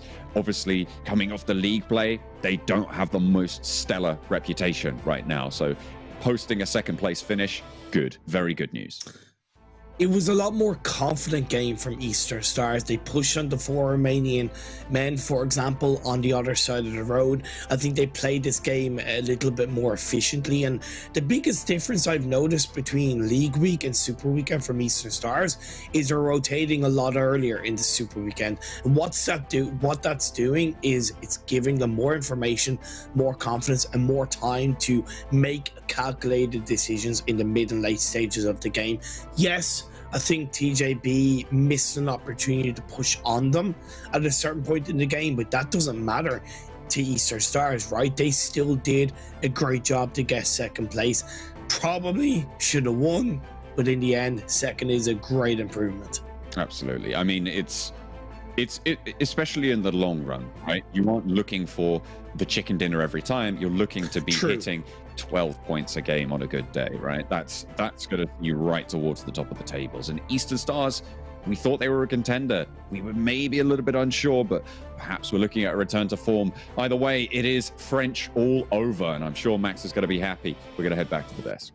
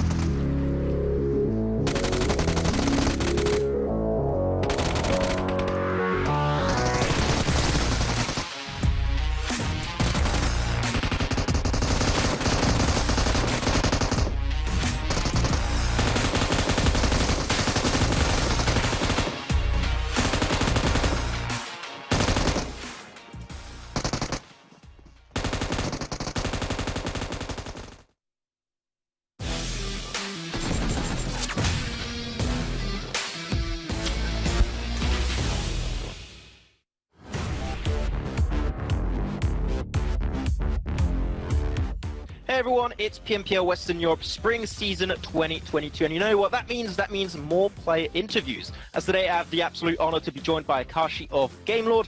Akashi, how you doing, man? Comment ça va? Ça va, super, et toi, Max? I'm doing absolutely fantastic. Thank you so much for being with me for this interview. So I'm going to jump right into it right now, Akashi. First off, I wanted to know, how do you and the team of Gamelord feel before coming into this new season of PMPL? En fait, on est assez confiant, on est là pour essayer de garder notre couronne et on va tout faire pour. On s'entraîne vraiment tous les jours depuis quelques mois, là, 16h, 20h, 23h. Après, on a du coaching avec un coach, donc pour l'instant, on se sent bien. Great to hear. Have there been any major changes from last season to now this season of PMPL? Oui, on a eu des changements. On a recruté un 6e joueur qui est Tyson. On a recruté un coach. On a recruté un coach nutritif aussi et sportif pour être en bonne santé. Et donc, bon, on va essayer de. On a mis tous les moyens de notre côté pour être au top. And actually, very interesting to talk about that. Trazen in particular. How did that come to be that he joined the team, and how is it working with Trazen so far? C'est quelqu'un qu'on connaît depuis longtemps et donc on jouait souvent avec lui déjà avant. On avait besoin d'un 6e joueur pour des problèmes de disponibilité de certains. Et bon, du coup, finalement, on a décidé de prendre lui parce que c'était l'un des meilleurs joueurs de l'autre équipe française qui était CMG à l'époque, au dernier PMPL. Et on s'entend super bien. Et il a eu un peu de mal au début à s'adapter, mais maintenant tout est nickel et j'espère qu'il va finir MVP. Hein. Hopefully we'll see if you can take the MVP away from Alicio. But also, with now having the addition of Trazen in the team, what kind of preparation have you and Gamelord made before coming into this new season of PMPL? On a essayé de changer de notre gameplay, plutôt edge, et surtout maintenant on analyse presque toutes nos games à chaque fin de scrim ou entraînement, etc. Et on essaye de voir les erreurs qu'on aurait pu faire et les modifier et voir ce qu'on peut faire de mieux à chaque partie pour vraiment laisser aucune erreur. Great to hear. Hopefully you guys will be able to achieve even bigger things coming into the season. I mean, I say that last season, 2nd place in the league stage, 1st place in the league finals. You guys have, of course, huge expectations coming into this 3rd season. What would be your goal / objective coming into this spring season 2022? C'est de le gagner une 2e fois. Hein. Et pourquoi pas aller au PMGC cette année, parce que c'est vrai que l'année dernière, c'était vraiment notre but ultime et on n'a pas réussi à l'atteindre. Et aujourd'hui, on revient plus fort pour essayer de l'atteindre. Yeah, great to hear. Hopefully you guys will be able to make it in at PMGC this time around. But you know what, Akash, I'm going to ask you this as I always like to do. Do you have anything you would like to say now to the people out there who've supported Gamelord? I believe you created a pretty large fan base after last season. So what do you say? What do you want to say to the Gamelord fans out there? JLD OP, let's go. Nothing more, nothing less. Thank you so much, Akashi, for the interview. Really appreciate it, and best of luck going into this PMPL season. Thanks.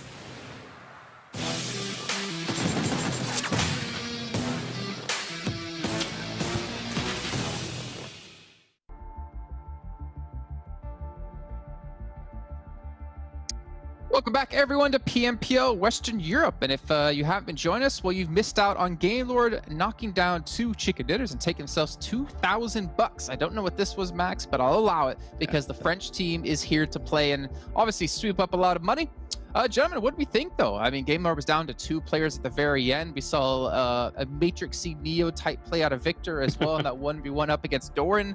But in the end, we did see Gamelord take the victory.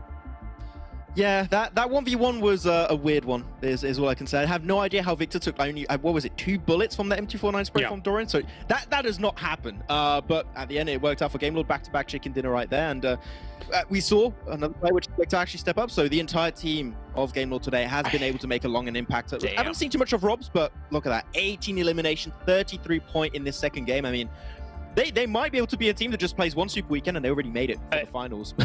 Absolutely. And Jason, this game was a masterclass by Gamelord when it comes to sweeping through teams, moving to the right places that they needed to be, crisis management, considering they were down to 2 all towards the end to be able to get themselves to this victory and the eliminations that they got. I mean, they came in from the north of Los Leones, continued sweeping across the north whilst moving west, and then taking out team, eventually finding themselves in the spot where they get the win. This was just really, really clean play by them.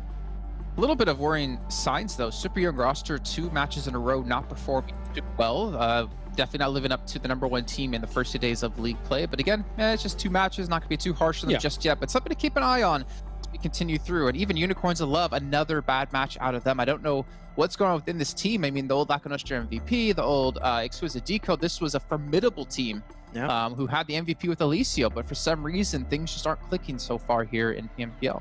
Is it the Unicorns of Love curse that's happening right now? That's why I have the impression it is kind of happening. But we'll see if they can come back. I think that to know what's really happening, I'll have to ask a few questions of the players, because it just doesn't feel like what this team showed last season, right? As Exquisite Decode, sure, they had the new addition of the team, but it just doesn't feel like them. So yeah, we're gonna have to know exactly what's happening internally, because this is very odd to see right now. Yeah, maybe it's a lack of confidence, but one team that does not have a lack of confidence currently is Gamelord, and quite a few players on the team. We always talk about Novalo quite a bit as being a real standout. We talked about Victor as well. Well, Victor was the savior here in this match, but we also had Trazen in the match before, so it seems like for some reason everyone's doing some serious work. I had to do 2 noises just then because there was 2 1Ks coming on in. That's impressive stuff here, to say the least, I think. And just, yeah, really, really, really awesome to see how they're playing this out. I mean, as you say, confidence is very much so on the tip of the tongue when you're seeing these guys playing this out. And as the reigning, defending, undisputed current champions here of EU West, it shows in their play right now. Trazen's been a great addition here, Max, and I can't help but concede to the French. Yeah, and the player that I wanted to see a little bit more presence from was Robs, but seeing these stats, he's definitely stepped up in this last game in particular. And to bring this point back once more, this is their new playstyle, and the fact is working to the point where they can get 18 eliminations on the Miramar game goes to show how confident they are on their new approach to this PMPL Western Europe season. So I'm extremely hyped to see how they can go further into the future, because they said their goal is to make it in PMGC, and they're even doing better than what they did last season, at least so far. So I'm sold for the Gamelord hype train. I mean, I always was, but even more now. Yeah, I mean, you have to kind of have to be on their hype train, don't you? Saw you interviewing Akashi. We also know you're French, which you have proven to us many, many times. But they're proving to be very formidable. And I still want to say this. I mean, I try to be equal to all teams here, but this is a very strong start. And if they can keep this pace up the rest of the event, definitely Avenger level threat team, 100% championship caliber team, whatever you want to say. But I do worry, is this a pace they can keep up for the next 3 weeks of play? Maybe they don't need to necessarily after week 1, because they could potentially have enough points to be into the top 16 anyways, but there's still a lot of money to win either way. Let's try it. Yep. Okay. Let's look at total damage then instead. Let's see the numbers we got on the board here. Actually surprising. Eastern Stars, 10 eliminations, 1,600 damage. Correct. And I think that got them a total of 20 points or something around that, like that for this game, right? Which means that, you know, in the previous game, you were saying, you know, is that step up going to be a thing? Are they going to realize it? Very clearly in this second game, yes, that's the case. Getting some nice points on the board here for Eastern Stars. Very, very happy to see that. FTY actually getting some decent points on the board as well. They had some freebies come their way early on by, you know, Clear Vision, but unfortunately that was a bit of chaos. That was, I don't know what was going on there. Yeah, I think we're going to make the official jingle. We might have to. We got about 40 seconds till we're going to head to our casters, but really quickly, the schedule for you guys at home. We're going to be heading over to Erangel once again. Then thereafter, we have Sanhok and then Erangel to close things out throughout the day. So I'm actually excited for match number 4 in particular, but you know what? I'm also excited for match number 3 just because we have our boys, John Allen and Blank, once again to bring us the action. Take it away, gentlemen. Thank you very much. We're going to be getting into the thick of it. Blank, how you feeling today? You chilling? You big chilling? Is the lady in the portrait behind you big chilling as well? Yeah, she's big chilling. I mean, is this the correct? No, this is the correct. Oh, right, yeah. There we go. Oh. And the cat as well, the secret cat. Cat there, I can't point. It is so difficult to do it off this because everything's flipped and my brain just doesn't work on a flip basis. Honestly, if I see anything in a mirror, it doesn't work for me. I'm just completely disorientated and I fall straight to the ground and I can no longer get up again, which is how Doran was feeling for last game. Honestly, that was one of the most crazy things I've ever seen from a player. It is out DPSing a M249 in close combat. At Victor, yeah, I was just saying to you guys, if any of you seen Bleach, it was the Shumpo. He had the flash step in there. You couldn't see him. He was too fast, and he was able to clutch it out. But yeah, double chicken dinner coming through from Gamelord. Oof, oof. Yeah, they are the undisputed champions so far. Let's see what they can do in this third game.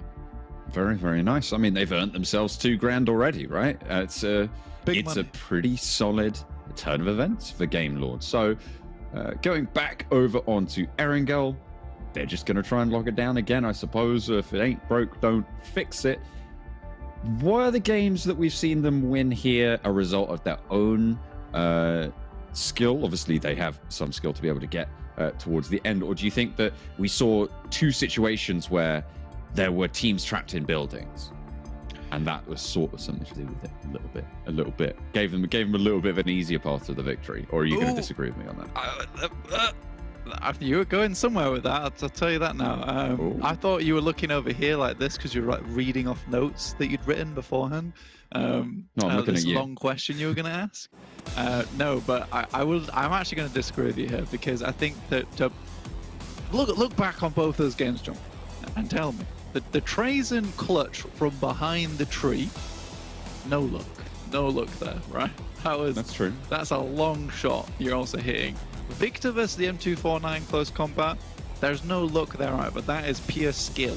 There's pure skill. And I feel bad for Doran, because 9 times out of 10 he wins that fight.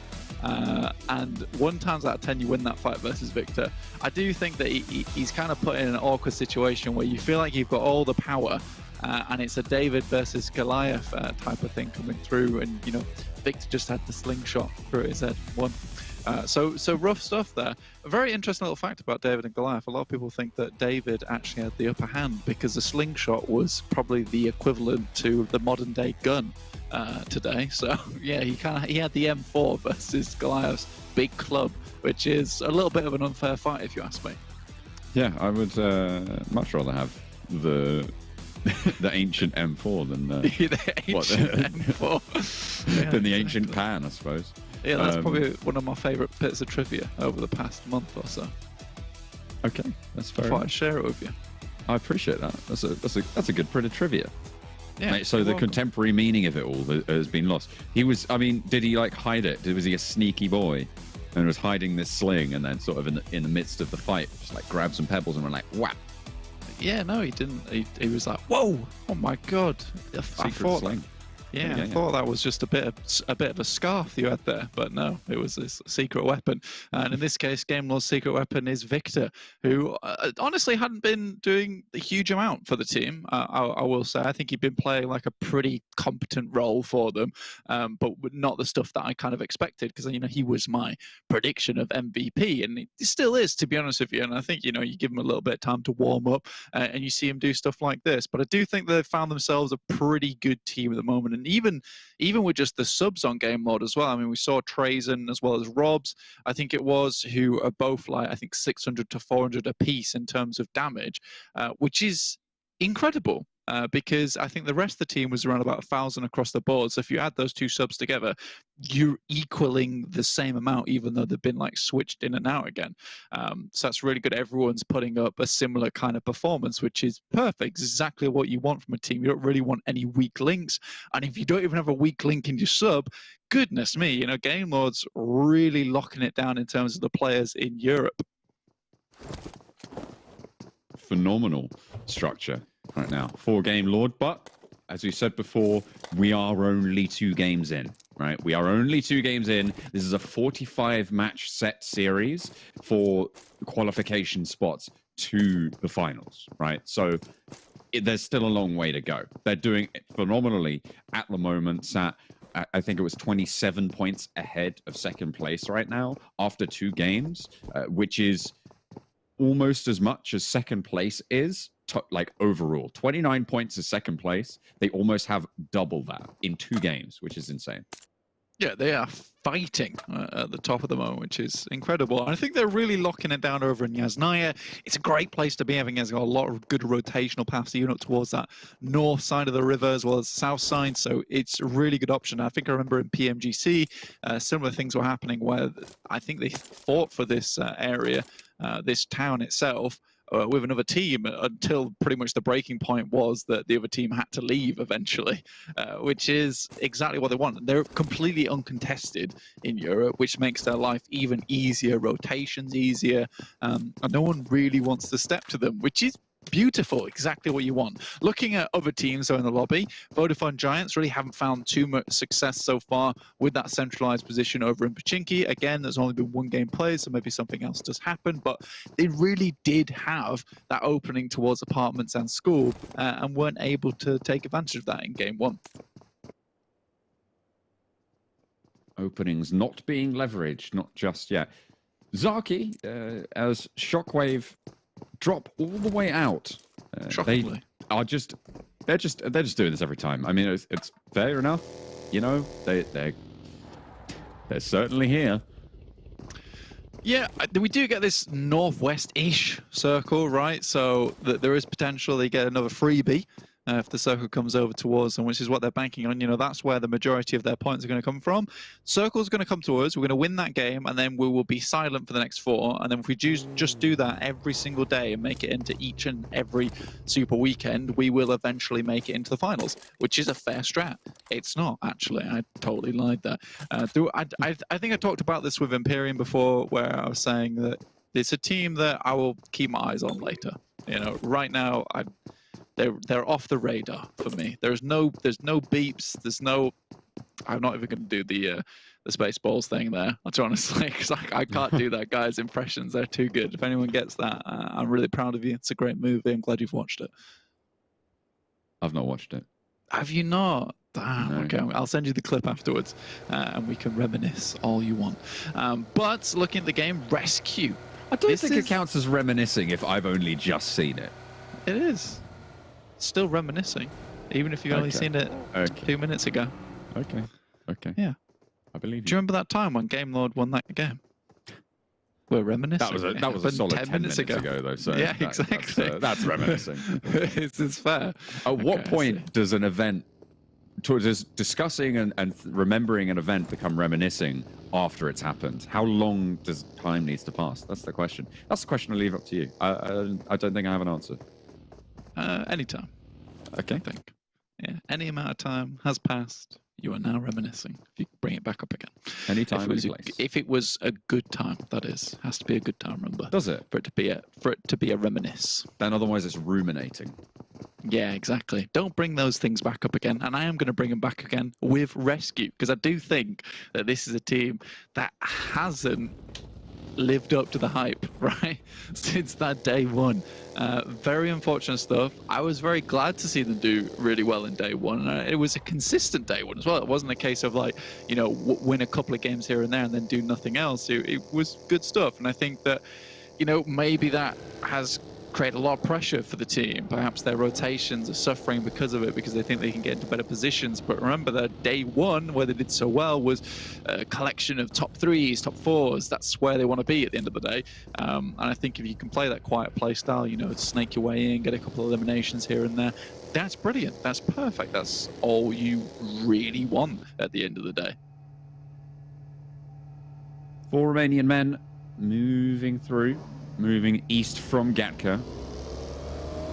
Trying to get a little bit closer towards the center of the map here, despite the circle being a little bit further north. Interesting decision there. They maybe just want to fight the people coming out of Pachinki. Yeah, possibly. It would be interesting to go for that. I mean, you can head up towards Ruin side, right?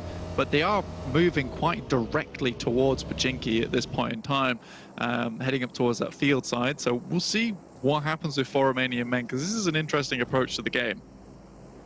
Not I'm really curious to see what happens next. Not really something we're seeing too much of. Swat 69, they leave Novo. They're going to move up through the farm area. No one really challenged them on that bridge. No one's going for those hard bridge camps that we see develop over the course of long-form tournaments. Maybe later on we'll see a team like XTEAM or Eastern Stars potentially even guard out those bridges. Yeah, I think it's not worth it right now in this game, though. With this northwest shift, I think teams are much more preoccupied with getting into a better position. With the majority of the lobby dropping on this western side of the map anyway, realistically, the only 2 teams that drop, or 3 teams that drop megally east is Game Lord, Unicorns Love, and Eastern Stars. Everyone else is kind of around this area, so they don't want to get left behind. So you get into a good position early. It's great news for you. Tongjiabao taking a very strong spot here. Do need to be careful with it, though. 2 on top of Everest, 2 down towards the compounds underneath. This circle, though, unenjoyable, I'd say. It does cause some problems. We've seen it before. Most teams should be used to this type of thing. Gamble a little bit, but make sure you're in the best position for it. This is where Shockwave get their points, isn't it? This is on on a hard, weird shift, and it just goes up to them at the last second. We'll see if they're able to fill their net there, and bundle up a couple of points. Yeah, I mean, hopefully Shockwave can do something with this. Again, they are not in the best position anymore, though, because the further they get in towards the circle on that northwest side, the more they put themselves at risk, because teams are going to be coming through South George, causing problems there for them. There might be a traffic jam over towards where Big is playing. And talking of Big, I think this needs to be a game where Big does well. I think you mentioned it quite aptly in that last cast, John, where you're saying, how have they fallen for this again from FTY, cornering them in the warehouse, and they went down shortly after into that game, not really getting many points on board. So they can't really keep falling prey to these same mistakes, and our Erangel needs to be a strong position for them, considering this is where they got the majority of their points from. We're going to slurp up a couple of those points again, but a little bit of time between now and then. 64 players alive, still blank with 10.5 minutes in. Teams are going to start to spot each other as the M24 pops the shot but doesn't quite land it on the dot. For Romanian Men stay alive for now with their heads intact. Keeping it calm, keeping it chill. They are in a pretty good spot, though. You know, we mentioned them coming up towards the south side of RESQ, and it's worked out well for them. They have a very strong compound to be playing around with. Yeah, it's not hyper central, but then again, that puts you in position of playing on RESQ Hill or even on the other side of the river, which again doesn't really provide you much cover. So you take the slight hit on centralization for a little bit more of a sturdy compound in this case. So I'm okay with this coming from four Romanian Men. They just need to hang on to the hats, like you were saying, John. Don't let those get blown off by any snipers. Checking through the window, make sure they're scouting, and everything remains to be seen. Tongjibao moved off of Everest, down from those compounds, and have moved slightly further in towards ruins. This will give them a fair bit of cover.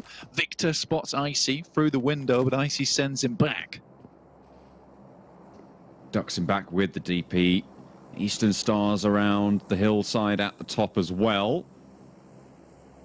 And they're being ticked away by the blue zone right now. Unicorns would love position. It's very difficult, I would say, for the Eastern Stars to push up on, given the off angles that they currently hold. The information is there. The hope for Eastern Stars, I'd say, is just a full-on crash, but it's very risky. Yeah, for Eastern Stars, again, this is what you'll fall prey to a fair few times if you're playing from Mill to Power. If you get this circle shift up here, you are most likely the last to enter the circle. You can see them here just moving up towards that northeast side. The circle's about to pop as well. So again, they've got more moving to do. And now this truly is a big circle. They need to capitalize off the top of this. I mean, this is a game where you're practically given points, but they do have to be very, very wary of where teams are coming in, because it is that northeast side and northwest where they're going to be causing the most amount of problems. Luckily for them, Super Young roster already took a knock and a flush from Shockwave, who have refused to come into the circle. So they're a little bit battered and bruised. But these teams on the eastern side, they're a little bit less so. And right now, Big has to make a decision of northwest or northeast, which one to take priority over. And they don't know which side has the most casualties. Game Lord are actually heading out towards Unicorns of Love position. They want to guard this spot. They want to guard the northeastern flank, and in the meantime, SWAT69 have moved into that vacuum that they've left behind them. Game Lord moved north really quite quickly here, and now they're going to have teams ahead of them to worry about if they want to push in. SWAT69, like you said, straight across that bridge into position to make sure that no other teams can get there too early. But now Game Lord, Eastern Stars, as well as Unicorns of Love, they're all vying for this odd position here. And with SWAT69 putting up the wall, it's really a case of, you know, fight now or try and get those knuckles busting through those bricks and get into the circle itself. I do think that, you know, if Game Lord wanted to take that fight with SWAT69, they probably could comfortably win it. The question is whether or not Unicorns of Love or Eastern Stars would decide to go for a third party there, which is more than likely, right? So Game Lord's got a lot on their hands, because they're almost in that position where they have to take the initiative because they're between everyone. Eastern Stars have skirted around and they've gone a lot further north, so they're getting out of this fight entirely. SWAT 69 playing on the junction of the roads right now, in their little compound on the south end of Severny. Eastern Star's actually going down into one of the bunkers. Yeah, I mean, look, they've been traveling for a long, long time, John. Just check out Octavian, Doran. They've hardly got any meds on board, no boosters. The actual, vests might not be very good. So this is a good position where it's very safe to loot. Not many people are going to be coming there. They've got the vehicle to block out anyone trying to get down there in the vehicles. So it's okay for them, and I think this is a respectable decision to try and get into a spot where they can loot up some and get prepared for that end game. Victor starts things off strong versus Unicorns of Love for Game Lord, and Daddy also going down to Akashi, so this fight going terribly. This feels targeted. Game Lord stayed out to try and go for this fight, but Alicio is there. He's looking for punishment, and it's actually going to find it across the way. Victor suppresses that line beautifully. Now Reznov up to bat. One player down. Akashi for Game Lord right now, but that is in a resable position, and it's just Reznov for Unicorns of Love. They can res out in the zone. Oh, it's just ticked 4. He should be able to run to the zone and get resed up a little bit later. And they'll have to make that work. Pops the first aid early. I think Akashi should just go down again. Yeah, there he goes, knocked. Needs to crawl into the zone. Yeah, I mean, this should have happened beforehand. I think most people take it as, zone 5, you can't really go for those knocks. Reznov, final one remaining from SWAT 69. Do trying to get in on this, but Reznov's a pretty tricky target to take down. Gets out the back door, finds another as well, but finally put in his place. PNL able to shut that down, but they lose a player in the process. A really solid result for Reznov in what was a difficult position, but they still go down far too early for the Unicorns of Love liking. Yeah, I think right now for Game Lord, if they weren't so low on HP, they most likely would just breach that compound. And I think they're looking for it right now. It'd be a good thing to go for, specifically because it is so close in the circle, and with the sight lines available there, it's a pretty good spot. Just 3 players, SWAT 69. I think Game Lord's still up and kicking with 4. And, Game Lord doing so well this early on is a little bit crazy to think of, considering they've just come off the back of 2 chicken dinners. Can they make it 3? Well, let's see. At the moment, though, our elimination leaders are Shockwave on the north side from shooting range. They've been handling 2 players from Super Young roster. I think they managed to get the remaining 2 as well there. Now they're going to be playing on the north side, near to the Eastern Stars. Meanwhile, though, we're on board with Giants on the southeast edge. XTEAM as well, locked in combat. 4 Romanian men just ahead of them, but one of them is a little bit low. They'll have to figure out their paths moving in because they're right on the edge. Yeah, Poker starts to move up here. It's actually a fairly good push, in my opinion, because he can use these little stages on the ridge to move up silently and carefully. Beg for Mercy moves back with the vehicle. We'll get into a better position, knowing the Giants are on the way, and they don't want to get caught up in a third party either. Game Lord, in the meantime, find 1 knock over towards the guys on Real Tigers 9. Ulysses, though, out in the open, luckily has covered the duck back behind, but Zaza, he's on point. He knows the position. 4 Romanian men still a little bit under pressure, but they're staying up. They're staying as 3, and they're not really taking any risks leaving their spot. Real Tigers 9 further north. Game Lord hounding down on, I think that's FTY over on the north side. Oh, SWAT 69 still, sorry. As FTY get eliminated out on the west. So that's good from Shockwave. Starting to come back up on the radar. Nice nade from Trazen, but 1 goes down in roads. But this will take it into a 3v2, which is fairly comfortable. Make that a 3v1. Just popping those nades perfectly, right on the money. And now it's just Phoenix around the side. Akashi looks for the spray. 1 to fall. 2 players now standing for Game Lord, and they will not find the drop shot. The reses are here. There's no one to threaten right now, unless Real Tiger 9 move up fast on this position. This should be a full res Game Lord. Yeah, Real Tigers 9 are in the vehicles and are on their way. I think they've stopped just a little bit short. Shockwave now in a fight versus Eastern Stars. This is where we need to see them stand up. It's Shockwave. This team hasn't been known for their team fighting prowess. but it looks like they're starting to take the initiative. That is the Shockwave circle for you, if there ever was one. But Wow. Eastern Stars can be very happy about this too, so they really have to take advantage of this. Again, they need to put up those points. It was very iffy getting to this Super Weekend, and if we see anything like that from League play again, you know, this could be just a 1 or 2 Super Weekender for Eastern Stars. So as many points as possible this Super Weekend would be what they're aiming at. Shockwave a little bit further down the hill than the Eastern Stars on this north side. Game Lord did manage to get everyone back up live and kicking now.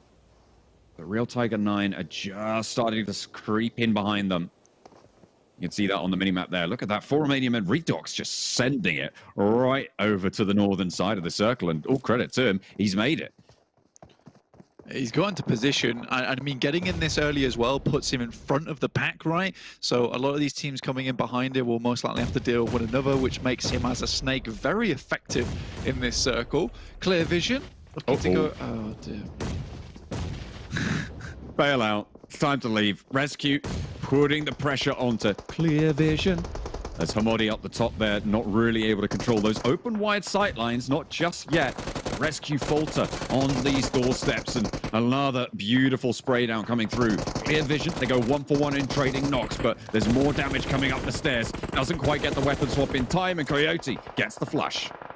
I'll be rescued, taking a few more points. Hyper does go down though, and just Vindex remaining with a micro Uzi. He tries to get quickly off that reload, gets it, but wants to go for the first aid next. Tick looking for another res here. At the moment, Vindex just completely unknown towards his position. Nice Molotov, but moves out straight away. Can't go back there, man. What are you doing? Hamodi sails in to back up his teammate and moves into this building. They have control of the ground floor. Not so sure about the top floor there. Hamodi starting to cook up this nade. Wants to pop it through the window, find it on target. If he can get the bounce right, it will find Tick, but it might just slow down the res onto Hyper. Another nade through the window, finds the flush onto Hyper, but Tick's safe. He's out on the balcony. Looking for another one of these nades.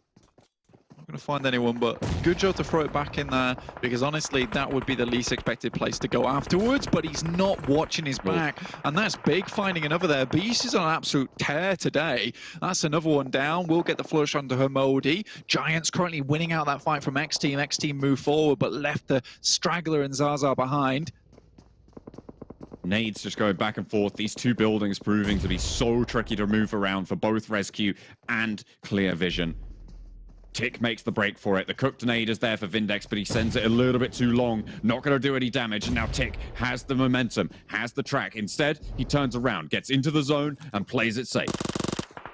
Clear vision, Vindex moves up, Tick goes quite low. I think he's taking shots from Ulysses along the way. Vindex would look to clear him out, try and get at least another point on board, and then ladder up just slightly, but he's missing everything, and it's a nade from the backside, and Beast will finish that one. I'd love to know on how many eliminations Beast is this game, because he has been picking up teams and picking them apart. What a crazy little push coming out there. I'm pretty sure they both died to something meant for the other player. They played Ring Around the Rosies and they didn't win any prizes that they wanted. Big now on this southwest side. Need to push up further north as 4 Romanian Men have a player in the circle, but it's the Eastern Stars with the majority of the control. Game Lord, though, on the eastern side, you can never count them out. Absolutely cannot. There's another one going down to Beast. Goodness me, 5 eliminations. Victor with 6. Still a load of knocks coming through from Beast. Again, it's striking straight at this. Oh my, Beast hits the deck. He'll be put down by the Hunter with the sniper in hand. Goodness me, I mean, the Beast, he's roaring loudly, but the devil's in the detailed shots there from Athis. Beautifully found on that ridgeline, and that's a flush. 4 Romanian Men eliminated as well, and we're down to 4 Giants, 4 up. Eastern Stars, 4 up. Game Lord down to 2 as they lose a player on the back. It's Trazen and Victor. Ulysses sending down there in the buggy, looking for intel. Will probably get picked up as, yeah, Victor says thank you very much. Unfortunately for them, it's traded, and Victor gets flushed. Yeah, extremely weird play there from Ulysses. Nano Baby might be able to go down and pick him up if he's very, very quick, but you doubt it. Trazen still moving up on this side.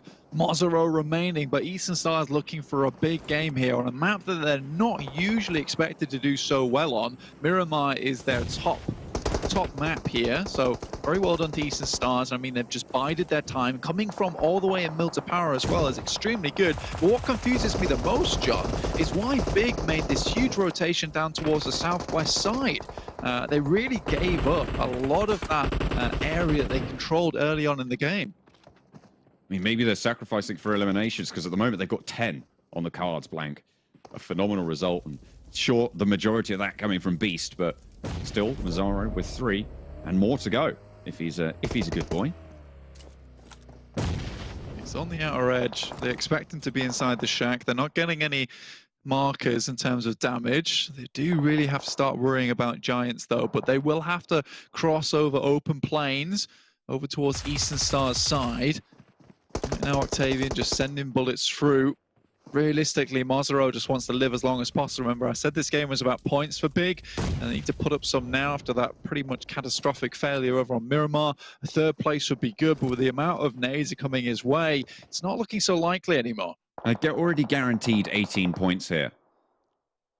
And finally going down, they will take those 18 points, put them up on those cards. Trazen potentially getting pushed on here by Giants into his position, not quite spotted out just yet. He's seen one, but there's a player right to his left. Oh, it's not the rundown. Not just... Oh, no, it did come through. It did come through. The POV swap really caught me off guard there. I thought he was going to survive that, but no. 2 teams remaining, Eastern Stars and Giants. They've got a good push here. With the smokes that were put down by Big, though, it does give Eastern Stars a little bit of time to recuperate, but it also blocks this vision, allowing Giants to move up a little bit more closer than perhaps Eastern Stars were prepared for. They have been fighting for quite some time, but look at Giants. They're all ready and stocked up in terms of boosters, in terms of meds. They're ready for a long-form fight here. Kapahala just trying to gather some information in this vehicle, pushing on the edges. Nano Baby's there, looks for the rundown, will get it. And that was cheeky. Gets the spin out, immediately tries to hit the deck, but can't do it. Kapahala.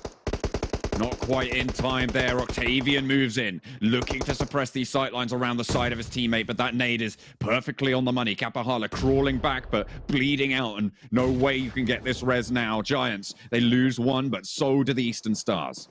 That was good, though, from Kapahala. Regardless of what happens, they grab the forward scout, and now they have a rough idea which direction these players are coming from, which is crucial for Eastern Stars. Unfortunately, they are being pushed by the blue here, and there's not much cover in front of them, with Ulysses just crawling up towards that loot crate. You know, things are starting to look a little bit dire now for Eastern Stars. 3 versus 3. See what Eastern Stars can do in this situation. It is under a lot of pressure, John. 12 eliminations already for Giants. Potential to put up 15 total, 7 at the moment for the Eastern Stars. The nades go a little bit long there, waiting them out into the blue. I think that Eastern Stars can't possibly have pushed up. They would be mistaken. Or maybe they're guaranteeing that they have into a vehicle. Salazar going out wide, trying to gather information, watches for the pop-ups, and Octavian takes the challenge. Focus low, and it's a rundown. Doran goes in for the spray, and Ulysses takes the better end of the deal. Octavian pushes forwards into the smoke, looks for the spray, but can't connect it. Salazar looks for the rundowns as well, but gets cut out, and it's now a 1 versus 2 in the favor of the Eastern Stars as they manage to crawl their way in. They manage to slither past Salazar himself. And Focus now up for the fight. Octavian 1 versus 2, but his teammates are falling. Focus low, no stims in the back.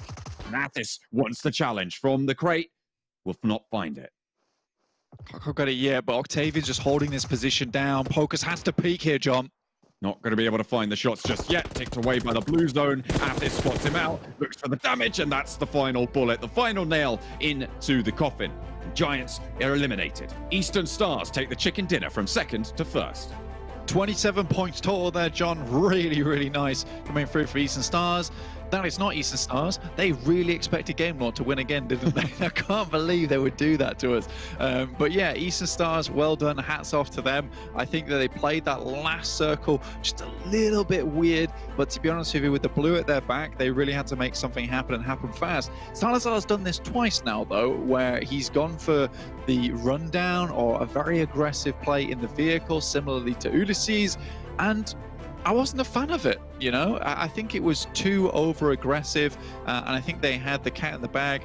And at that point in time, was Eastern Stars clawing their way out of the burlap sack and managed to grab that chicken dinner and run away with it down the street. So very, very well done to Eastern Stars to come out on top of that one. A lot of composure that was required in those final moments, and you've got to respect them for it. I feel like to make those vehicle plays in those final moments, you've got to have the numbers advantage, right?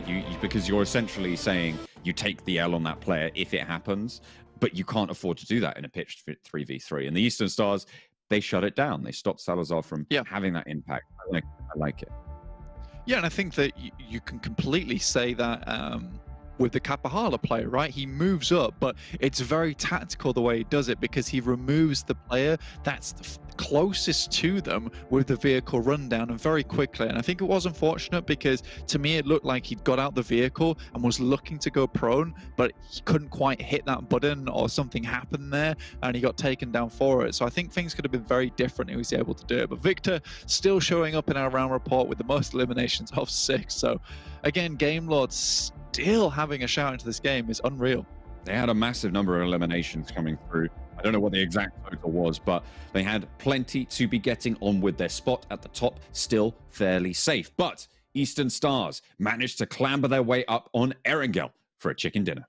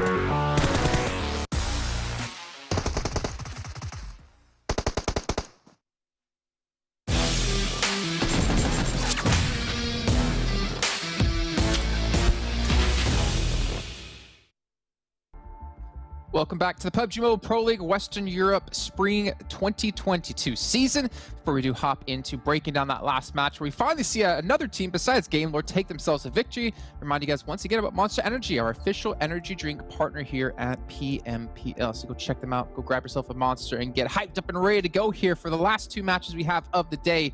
Gentlemen, Maxman and Kalaris, we've had Eastern Stars take themselves a nice little cheeky chicken dinner here, but it was still looking like it potentially could have been a Game Lord victory. It also probably could have been a big victory. I think there's a lot of conversation to have about this. The strong teams are showing up straight away.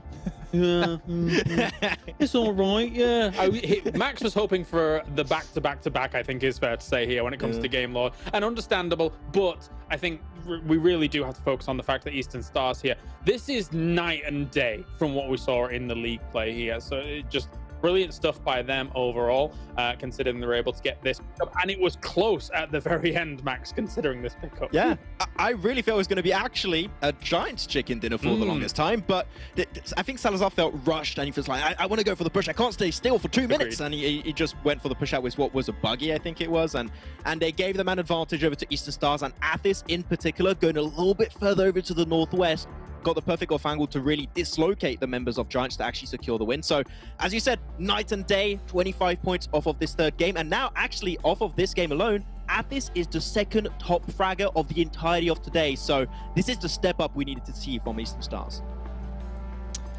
Has Game Lord gotten 10 plus eliminations every match so far today? Yes. Yes. They have. And in 3 games, they've had 76 points. That's insane. What are we watching here? They may not get the chicken dinner in this one, but still, 20 points. I cannot believe. Ooh. They have 36 elims on the day so far. What's going on? We usually agree that a good super weekend, right, is about 150 points where you get always a 10-point average per game, right? They've made half of that in 3 games out of 15. That is how good they're performing right now. Are we going to be seeing like a 200-point super weekend from them? They're on track on doing so. Yeah. They definitely are, and you know who's not on track to even get remotely close to that? Unicorns 11, super young roster. Again, I have to keep harsh on them because this is the 3rd match in a row now. We've seen them on the 2nd page. They're not living up to how well we know they can play. And I mean, to be fair, so is TJB here, getting only 2 points for themselves. Real Tigers 9 UK. Yeah. We're only seeing a couple teams really pull out that consistency here so far, James, in this first 3 matches. The Unicorns love one, especially, and in particular this game. Me and Max were kind of looking at how they were playing things out and how they were trying to rotate towards these circles towards the end. And this is completely assumption, so I don't know exactly how the calls are made, but I feel like their attempt to get into the circles later, it was quite strategically shallow. And the reason I say that is because they're in a compound, which is very, very commonplace, but they know that they're already shooting at someone, going for eliminations against Game Lord. Game Lord then holds the position wrapped right around them, and then they just dart straight west to try and get themselves into the circle. I think a wider rotate, you know teams are going to be in that area, and it's a very open area. They need something different here. Okay. It just felt weird because they got the information on Game Lord for a second, and they just had so many options to rotate up north towards Savannah. There was a lot of options available, but they just felt like, let's just commit to the play, which in that scenario was definitely not the right call, and they just got completely dismembered after that fight with Game Lord, so not the right play.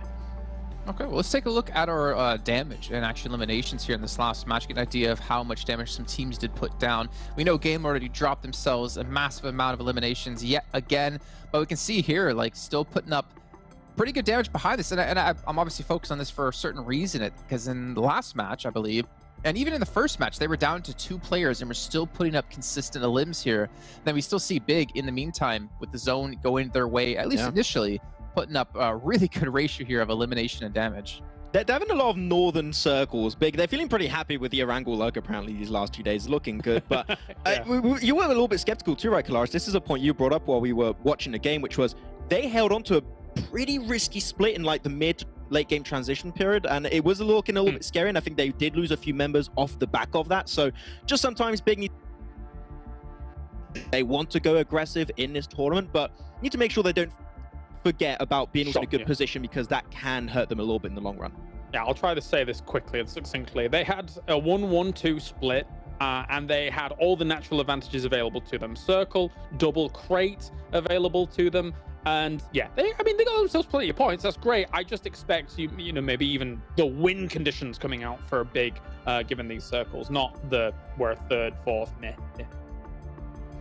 Yeah, I mean, it is unfortunate for them. And if we keep in mind, it's still $1,000 every time you get yourself a chicken dinner. So these stars get themselves some good money going towards them.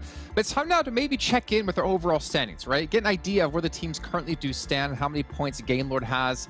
As you mentioned before, James, 76 points here on the day so far. But I mean, it's just clear. Like, Game Lord Eastern Stars are just performing much better than, well, any other team out there at the moment. They have more eliminations than anybody else has placement points. Never mind the other placement points that they have. That's just... They have more eliminations than anyone after 4th place. That's monstrous. I don't even know what to say. Oh, man. But this is way closer than what we expected going into this tournament, right, guys? Like, we expected Game Lord to be up there, Eastern Stars to be up there, Big. They're finally up there. Though I am happy that Giants are not going down the route of, the slow start here. They're already in 4th position with 32 points. Still, a lot of teams are close to that margin, so they're not safe whatsoever in that top position. But Giants are looking also a lot closer to what we expected, even though I think that sometimes it could slow things down towards the end to secure that win. I think that should have been their win, but Giants is looking a lot more confident and clean than what we saw last season at this point in time. been really good for Giants so far. I mean, all things considered, yes, you're dwarfed by this ridiculous performance by Game Lord, but 32 points here. There's some, I mean, yeah, the points have been soaked up so tremendously by the top two teams at this point that even having 32 points given this point, where Pocus has got himself, I think, 7 eliminations as well during this, they've been playing really nicely. There was a moment where, as you say, Max, I thought that they could have won out this final situation, given that I think they had wider lines of sight upon their opponents, and they knew that there was a little bit of huddling together towards Eastern Stars, and yeah, it could have gone a different way for sure. I mean, considering Eastern Stars qualified by 1 point over 4 Romanian boys, I think they're definitely making the best of this opportunity to make it into the Super Weekend. And also, to be fair to Giants, like the roster switch they've had, I think with Sebi coming out and Salazar coming in, it's definitely worked out for them, because what they were doing before, unfortunately, in the last year of play just didn't really seem to live up to what we knew they could do. But speaking of that, you know, knowing what teams can do here, super young roster, what's going on, man? 14th place, Unicorns Love in dead last. It's been rough. I don't want to go too harsh after that. Yeah, I got the impression we're kind of beaten down on them on Super Young roster and Unicorns of Love. Actually, it's been a really tough start. It's only just 3 games that come back and happen, and luckily enough, this is only 3 games played. So one really strong result, and boom, you're on the first page. That's how easy it is. Well, I say it's easy. I couldn't do it. I didn't do it. But there's a chance for Unicorns of Love and Super Young roster to put himself on that first page. But we need to see a drastic change in how they approach the game, because, as you mentioned, Kalaris, that last rotation was just so simple, literally had nothing to back up the reasoning behind it. So we need to see a change in how they approach the rotation if they want to make on the first page, because right now what they're doing is just not what we expect from what we saw in the first 2 days. I only agree.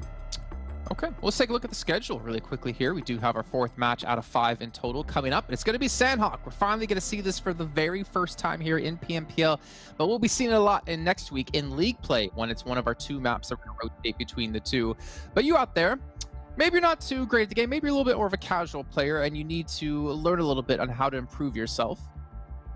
Well, luckily for you, we have a little, you knew it, you knew I was coming to you, Max. We have a quick little video to get you up to date on what Sanhok has. We'll see you guys in just a few here for match number 4. Sanhok. Inspired by the dense rainforests of Southeast Asia, Sanhok is PUBG Mobile's first 4x4 map. Previously home to military operations, the map offers very fast-paced gameplay because of its small size and fast-moving circles. Central locations such as Painan, Paradise Resort and Boot Camp may seem lucrative, but are contested heavily for those looking for zone advantage. Similarly, coastal areas such as Docks, Camp Alpha, Sanli, Camp Bravo and Kampong are safer being on the periphery, but can be brutal to rotate from once the zone comes into play. Zones tend to centralize on the map as the game progresses, but it's also important to remember that the circle shifts are faster than 8x8 maps, which may make for very frantic rotations and fights even in the mid-game. The fast-moving zone often means that players aren't always able to make it in, and going for heal battles to secure position points is a common tactic here. That's the strat, man. You're down to a solo, just heal it out for these. The use of vehicles is minimal, as the map is quite small for players to safely cross areas without encountering multiple squads. Along with its incredibly good loot, Sanhok is extremely fast-paced. But there are of course ways to survive the madness. Keeping your movements discreet while rotating and always looking over your shoulder for backstabs is a must. Being able to identify when to prioritize the zone and when to prioritize kills is the key to maximizing the Sanhok experience.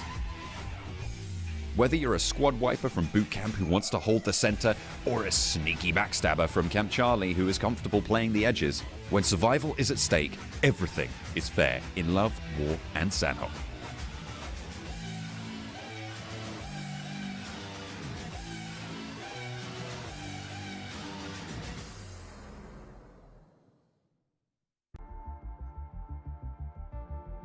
Hello, welcome back to the show, and honestly, that was a great little breakdown by Mr. John Allen himself, giving us some fantastic little insights into the game of Sanhok, and honestly, I think I got I would say, trauma from watching Nigma Galaxy again, because I think everyone knows what I'm talking about. Where it's the Nigma Galaxy train, and I'll say it right now, they're an incredible team, to be honest with you, because they had one of the most unreal strats on Sanhok when it came to the heal off. I mean, they never really settled for just sit out in the blue, run about zone 4 and heal off. It was always a case of, get that aggressive approach to the 3 players, get as many players down as possible, cause chaos whilst one player is healing out in the zone. And I thought that honestly was one of the coolest things to come out of PMGC.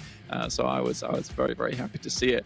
Looking at this game though, who do you think is the Nigma Galaxy here, Mr. Imperium? Because we haven't seen Sanhok just yet. That's a really good question. Are you talking Nigma Galaxy in terms of overall success and the way they took the weight of PMGC in their hands? Or if you're talking about weight of PMGC in their hands, I'm looking at Game Lord, right? I'm looking at Big. Those 2 teams, they could be the new Nigma Galaxy. It's why even coming into this event, I want to see the next PMGC champions in this PMPL, right? But if you're talking about the heal strat, I'm looking at the likes of Eastern Stars, maybe Real Tigers 9. All right. I like the answer. Super Young roster right now landed directly with one of the players from Romanian Men who are currently surrounding this location. They're on top. Super Young roster's below. Ali's already taken a fair bit of a hitting here. They're bruised. Black Eye comes through, looking for some meds to heal himself back up again. Dewey, in the distance, standing still like a statue. That's the kind of the scariest player you can find, is a player who stands as still as a statue but hits all of his shots. Bit worrying, but right now it has come to a little bit of a chill-off standoff. No one's really doing anything. Super Young roster does have a player in the backline outside of runes that could come into play massively against 4 Romanian Men. You can also see the lack of armor, the lack of vests, the lack of helmets from the 4 Romanian Men players is putting them in a very tricky position. You can see, yes, okay, there's no helmet on one of the Super Young roster players, but at least a level 3 vest is a hell of a lot more protection than nothing at all. Yeah, they've got the element of surprise around them, right? You can see jump in, the fist in hand. Mini tries to go for something there with the Thompson. Can't quite find it. Redux switches over to the shotgun. I mean, he's actually just going straight in here. And I think this is not what Super Young roster would have expected. Alendo would hope he's got some kind of long-range weapon in hand, because right now you're sacrificing the rest of your team into like a 4v3. And with this kind of loot, anything scrappy can happen in the middle of the game. Nice first elimination comes through from Mickey. Remember, these guys were from a lot of the Destiny squad, right, who dominated over on Sanhok. So you're right, Imperium. I very much agree with your stance on who's going to be successful here. I think Big on this Northwest Island, they've played these similar positions before as a team, as not a team. And so I think they could have some damn good success on this map. An interesting change in drop spot coming out from Eastern Stars. They're a team that normally drop around the Le Quai or Kampong area. Now, Giants do share that location, but in the past, they've both dropped there without any real trouble against each other. This time around, they're going for Ha Ting. As it happens, Shockwave also dropping there. This is to be expected, right? It's the first time during the PMPL we are witnessing Sanhok, so hot drops are bound to happen. Nade in hand, doesn't let it fly. I mean, there's going to be limited ordnance here, and so one nade really has to seal the deal, and at least get a big chunk of damage or a knock for it to be successful. So Dewey's really biding his time here, and I respect that. Hamodi with the UMP looks for more. Redux though might not spotted him with a shotgun. Will just rip him apart. Several holes in the chest of this guy. Ali looks to be next on the menu. Just clears him out immediately. And Ali takes a hit as well. This is going terribly for Super Young roster. Dewey is down, but Alendo is nowhere to be seen. Tam finds one. Can he find another? That's the question. Sarah looks around the side. Tam still on his feet, but Cross in the meantime, and he's bringing weaponry with him. Well, Rana is about to join in on the mix, so there's going to be a little bit of support for the second last remaining player of 4 Romanian Men, Sarah. So we're getting into 2v2 heated battle between these two teams. This has been Alendo, the savior.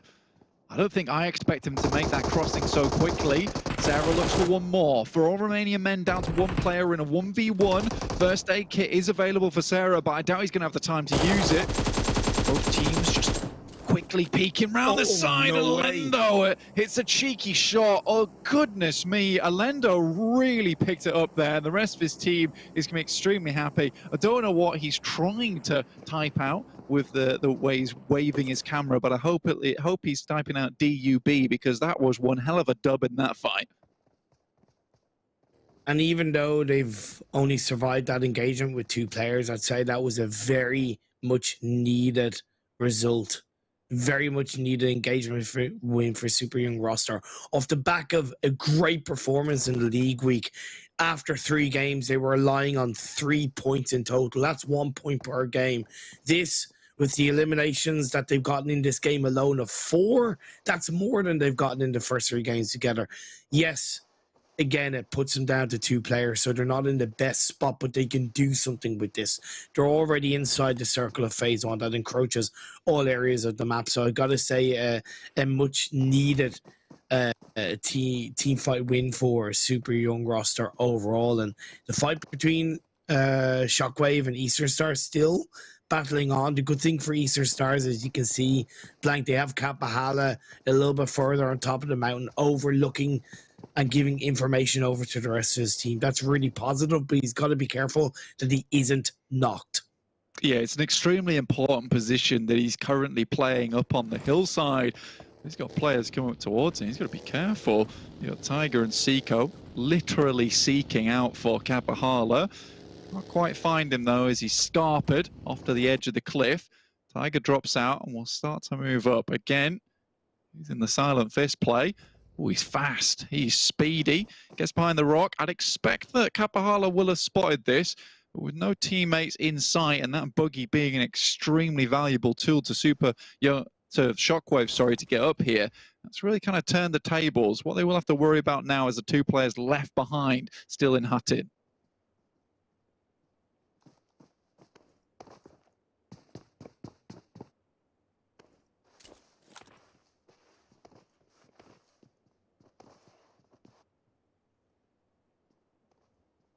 Shockwave, Minus, creeps around the fence.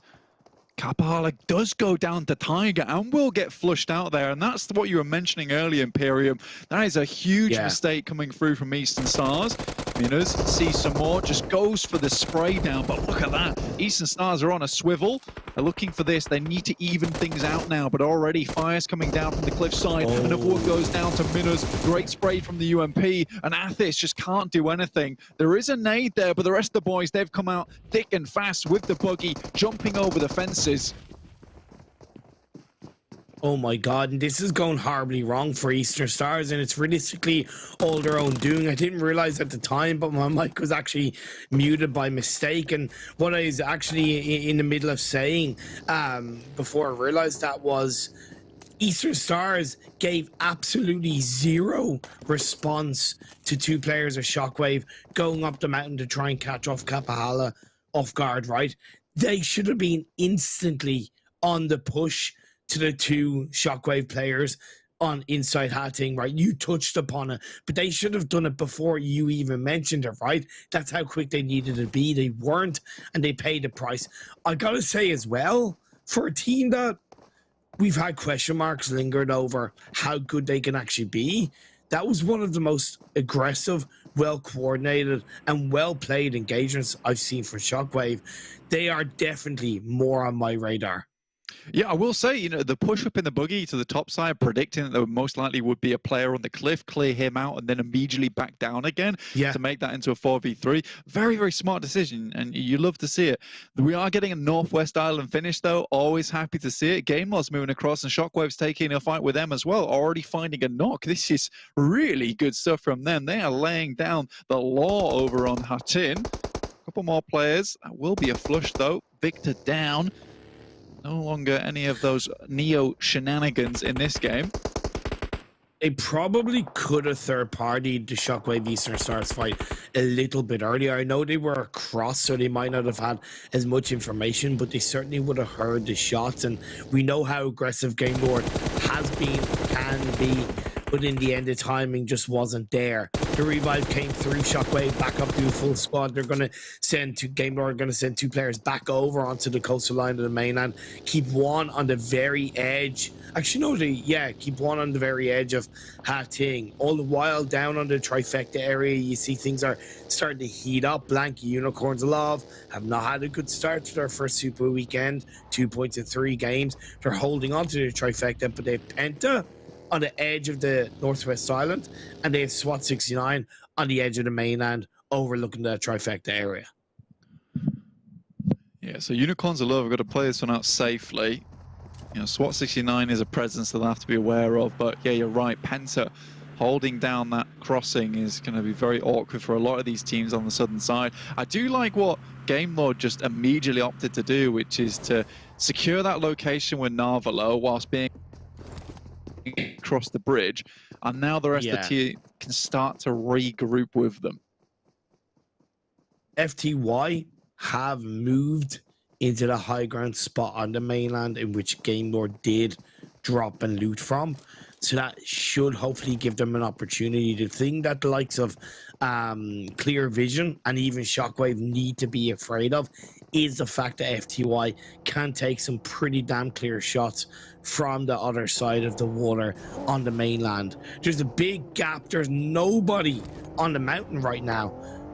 I gotta think, why isn't anybody there? When we look back at PMGC, the likes of, you know, a number of teams are really controlling the mountainside when we had the Sanhok circles. I've seen it in plenty of other tournaments. Why is nobody there? Honestly, I think that, you know, you can play it one of 2 ways, right? You can gamble that we're going to end on top of Everest and then try and hold it down. But a lot of times, you know, if you're forced to come off that mountain, it's not the winning play. And I think at this point in time where we still have a lot of the extra zones in the circle, I think we've got Hartin finish on the cards, we've got Trifecta finish on the cards, or even a Camp Alpha. I don't think this is now the time to be pushing up there. I think if it's a spot you take early, you can maybe hold it. But I don't think anyone dropped up topside, so no one was really able to take control of that. And Big has just been clearing down from the south, moved back up to the northwest, which I'm pleased with. I think this is a good play, and now they're currently trying to make sure no one moves across from the water side, no one starts to swim on, and if they do, they can catch them in the act. So I think this is a good play from them. Super Young roster is gambling on Camp Alpha, which in my opinion, Imperium, is a good play because they can stay relatively hidden there. Especially when they're down to 2 players, right? So that certainly does make sense. Indeed, the next phase is about to show up. It shifts down south. It still is a predominantly Northwest Island finish. The tiny tip of the Southwest Island is in play, and the big mountain, it's pretty much in the center. It needs to be controlled. This is a kind of circle where I think a team should look to, even if it's a risk, take a push with vehicles up on top of the mountain and hope that it's unoccupied. Yeah, I mean, if you're a team that's not quite in the best of spots right now, taking a quick run up to the top of the mountain right now would be a good idea, and I think I'd agree with you on that point. XTEAM, they pick up GK first as he tries to move in, won't quite able to make it happen. Lin also going down there. This is all going topsy-turvy for the Tongjiabao team. So they're struggling immediately straight into the water for Lang Z and Lang X. They're going to try and make it across a different way.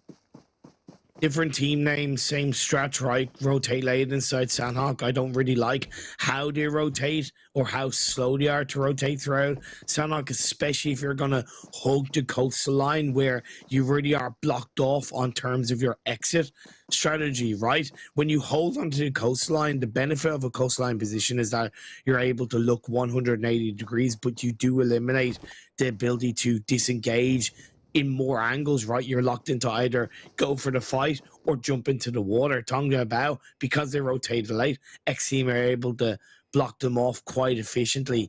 Yeah, okay, there's still 3 players up, but where do they go from here, Blank? Yeah, this is going to secure XTEAM's position, and they also have a huge amount of control over this bridge, and I think that they've quite confirmed that there's not really any teams on the other side of the bridge, and there's not a lot of teams down towards the southwest side, so they can comfortably hold out Tongjiabao now, knowing that the majority of their north side is clear. What they don't know, though, is Big is currently rotating down towards that southeast side, looking now to hold off that bridge from the southwest. Well, you mentioned in the last circle they were holding onto the coastline to stop a team from rotating onto the coastline, right?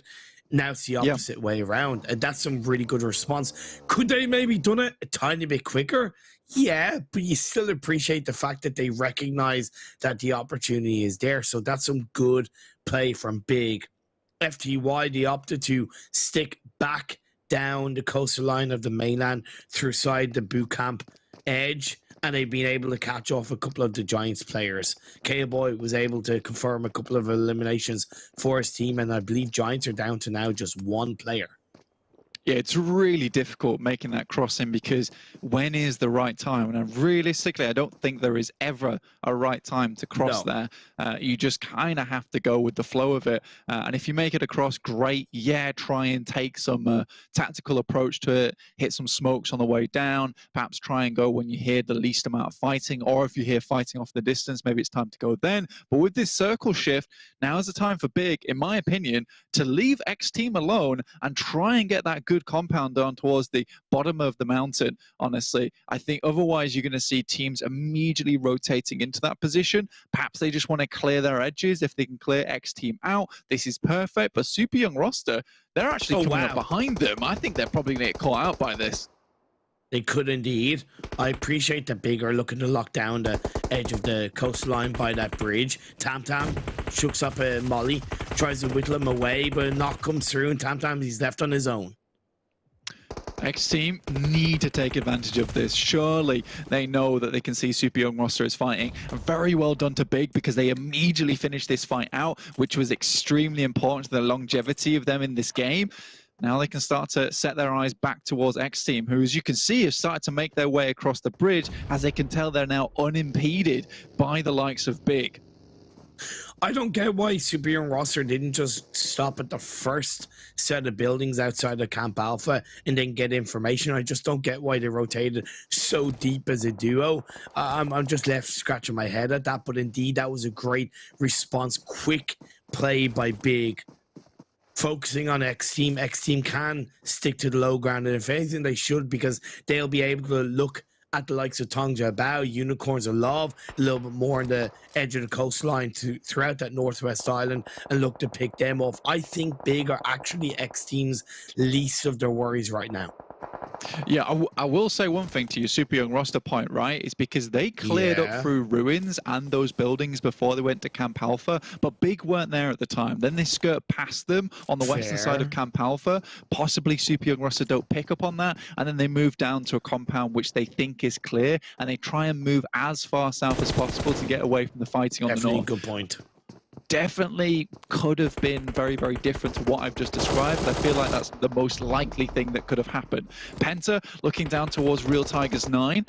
Clear vision, sorry. Can't quite find anything as of yet. Vindex is get free reign on the outside of the circle. Hermanas, oh dear me, almost makes it into the circle, but not quite. And the rest of the team is falling like flies here. Tad Was also down. Oh my god.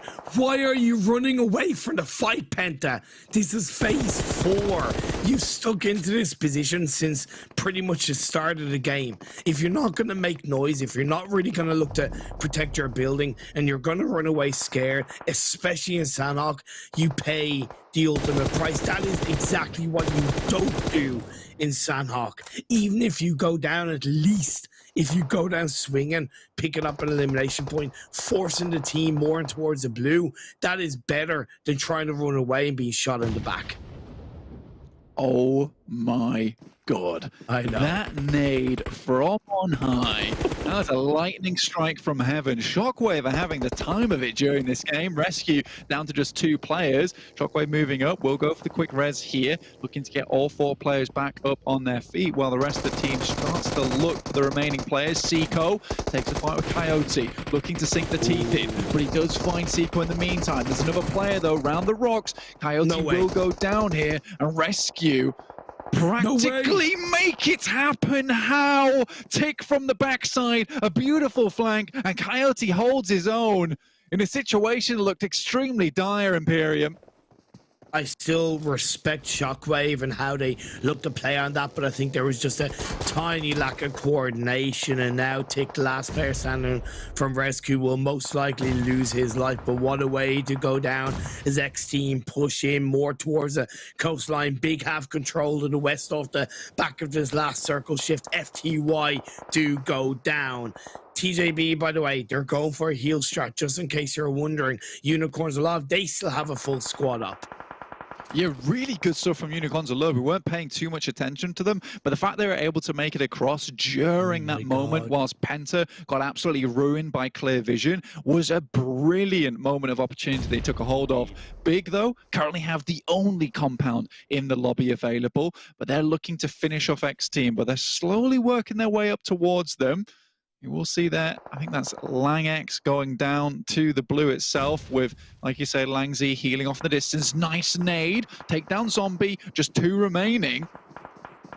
Game Lord Big to the remaining 6 teams. Are you really surprised? And Mazzaro, the absolute legend that he is, takes down XTEAM.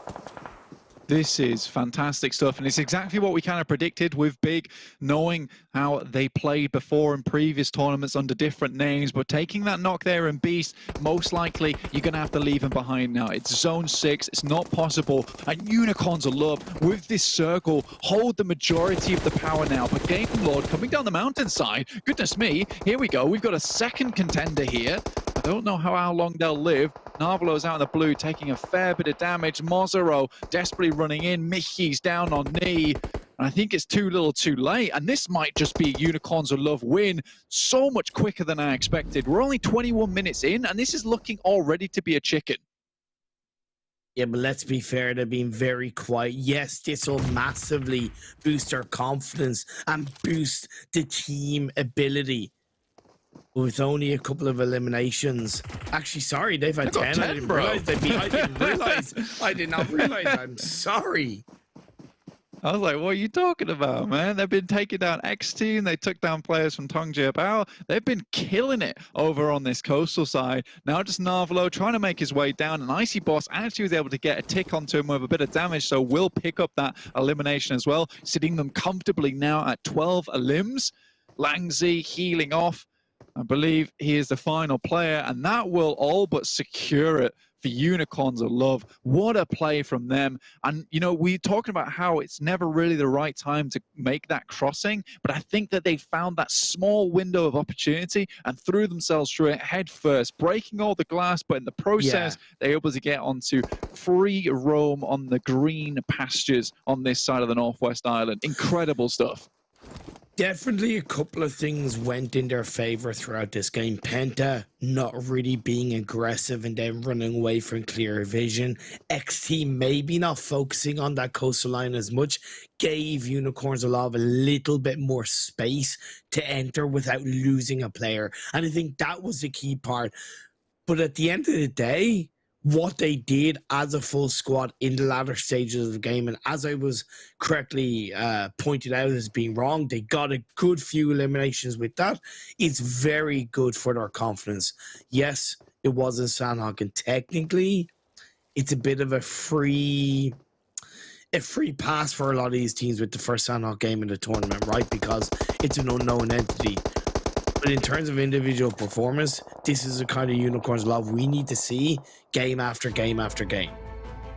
Absolutely, and I think that they took a lot of fights from a lot of different directions, so I think Unicorns of Love can be proud of themselves here.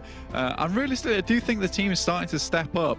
Icy's doing extremely good, Alicio, and even Daddy, to be honest with you. I've been very, very impressed with Daddy's scouting ability, because I think he has kind of taken that role off Reznov a lot. And yes, he does die sometimes. I don't think he is the best fragger on the team, but what I've learned from just talking with the guy and also, you know, checking out his Instagram here and there, he's kind of that glue that keeps them together. And I do think that this team is developing at quite a quick pace, because we said at the beginning of the tournament, you know, right, this team has added Icy to the mix. How does that change things up? And slowly but surely they're integrating him properly, and he's doing a lot better in terms of that work. So very, very impressed. But so many things to break down in this game, and I don't think I can break them down at all. No, not at all. As we look at the stats of Unicorns of Love within this game, look, I'm going to be a little bit harsh. I expect much better from this Unicorns of Love team. What? Yes, their performances can be volatile, but I genuinely expect a lot better. When you look back at last year's PMPLs and how they did, I think exceed expectations, whether it was under Lacanostra MVP, whether it was under Exquisite Decode. I was coming into 2022 and I was going, okay, this roster is going to slap their way through lobbies overall. And yeah, okay, you do add a player such as IC into the mix, and that does take time, but I really think they've come into this tournament with a lack of confidence, tepidness, a bit of fear, slow, just a slow play style. And yes, it's taken time, but this kind of performance is honestly about 60% of what I expect from Unicorns of Love. I think you've got high hopes for this team, to be honest with you. For me, they've always been a little bit middle of the pack, to be quite honest. So I think that, you know, here it's all about proving what they can do under the banner of Unicorns of Love. And getting a chicken dinner on Sanhok is not easy, and to do it in terms of tactical ability as opposed to luck and being that last one in the circle. Sure, they had a great circle shift towards them in that end game, but getting across that crossing as well as taking out teams surrounding them, not easy. So I was fairly pleased with this one, but one thing I will agree with you on is that they are an extremely volatile team, and I need to see that those ups and downs start to come a little bit further towards the middle, because yeah, you were a middling team to me who had a lot of potential, but I would quite like you to be still a middling team and just have some above average performances whilst you work out those little areas where maybe the dents need to be ironed out. Exactly, and I talked about this during PMPL Arabia, should I say. When we look back at PMGC, because of the talent in the lobby, it was always a little bit more difficult to be consistent, right?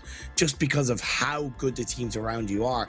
If you can't find consistency in a PMPL of your region, how can you expect to find consistency or even performance in a PMGC level lobby? And again, my aim is high for not only Unicorns Love, but all of these teams, and I want to see that consistency. You're dead right. You're a big man who is proud of EU, honestly, and so am I, and so is the desk, and they'll talk more about EU in just a sec.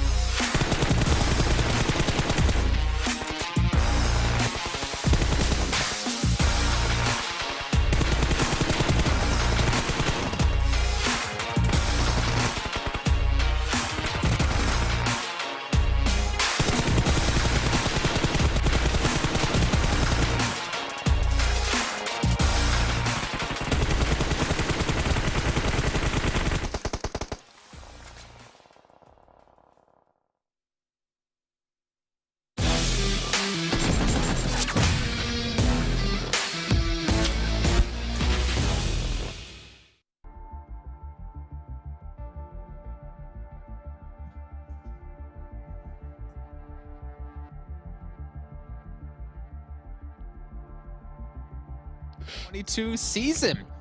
We've just had Unicorns Love take a victory here. I'm not okay. Yeah, they took the victory on Sanhok, the first time we've seen the map, and also their first chicken dinner. Probably the best match they've had so far here, gentlemen. Why don't you take it away? Max, go on. Yes. Oh, okay, I'll take it away. Unicorns of Love win. We got it. Wow. It's happened. There you go. That's the analysis. It's Sanhok. I don't know. Can we go any further than that? I don't know.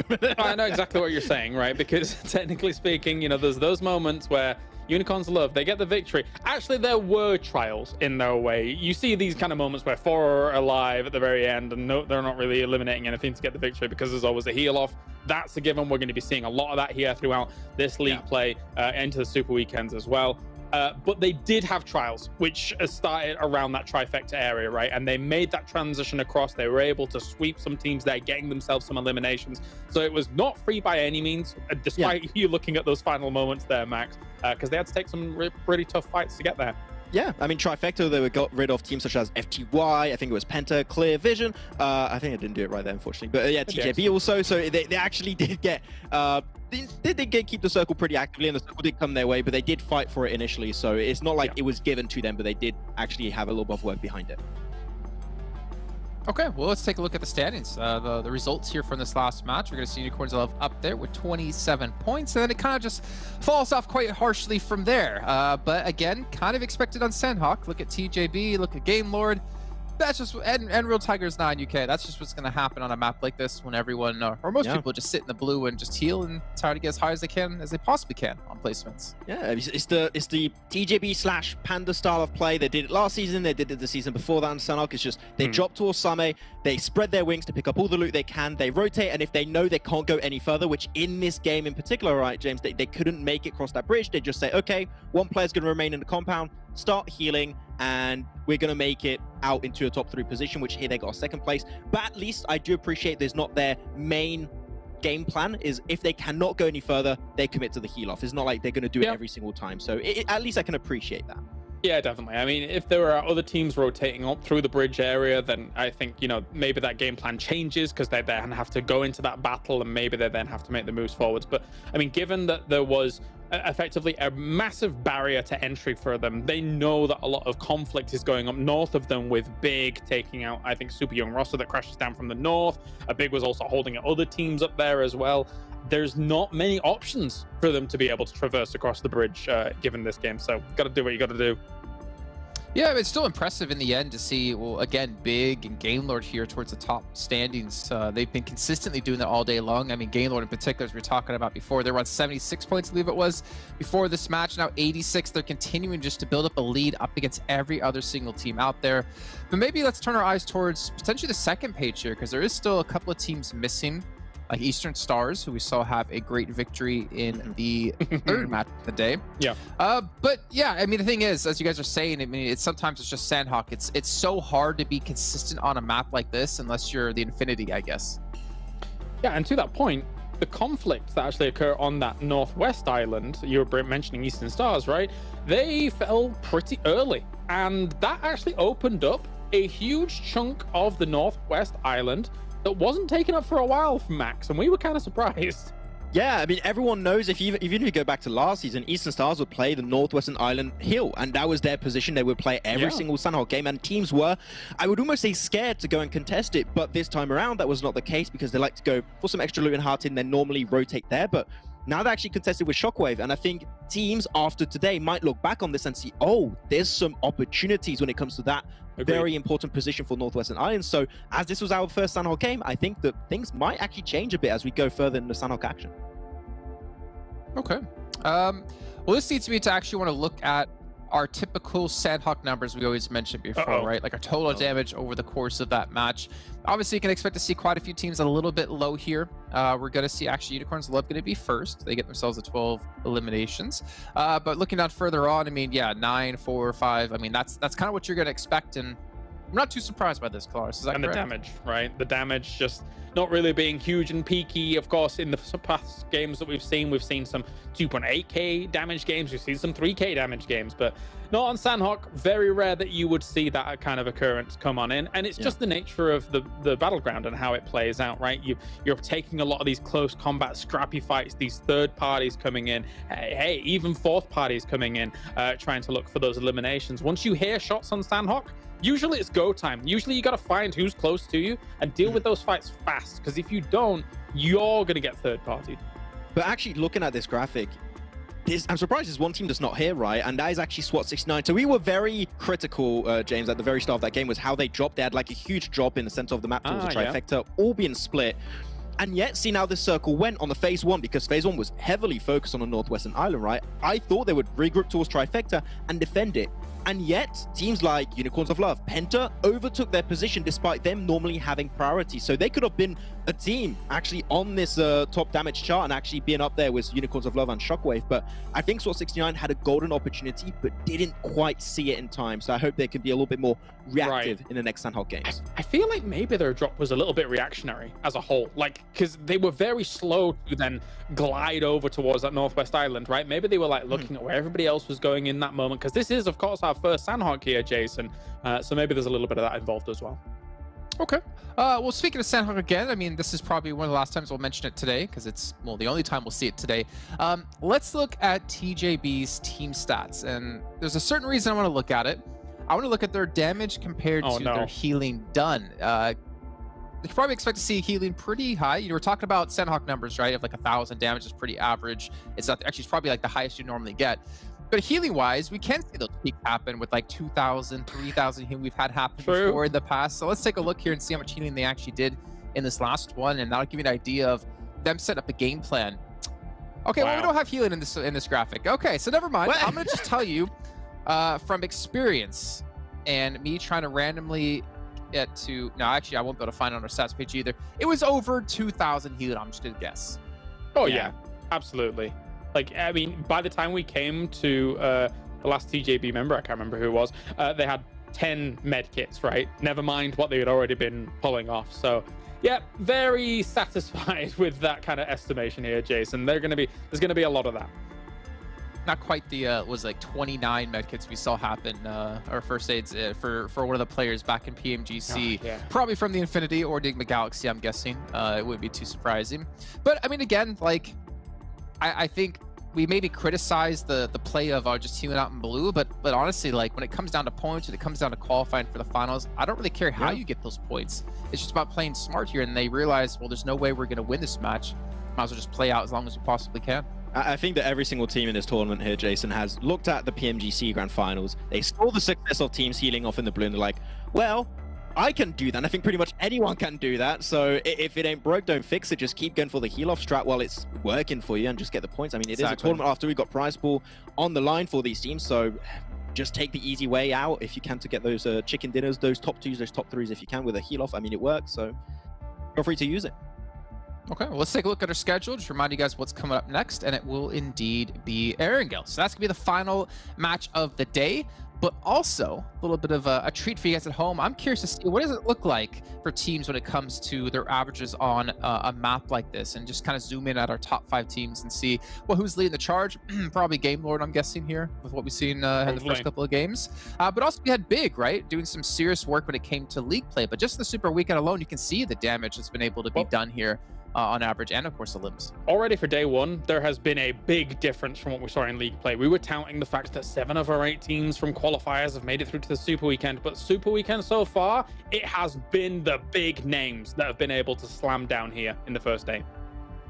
Okay, very cool stuff here, and I think there's a lot we can actually break down when it comes to maybe some more data being put into the system here down the line, and see if these averages do hold up. But it's time to head into our final match of the day. We're throwing over to our commentators of John Allen Imperium once again. Thank you very much, Jason. We are ready and raring to go into this final game of the day.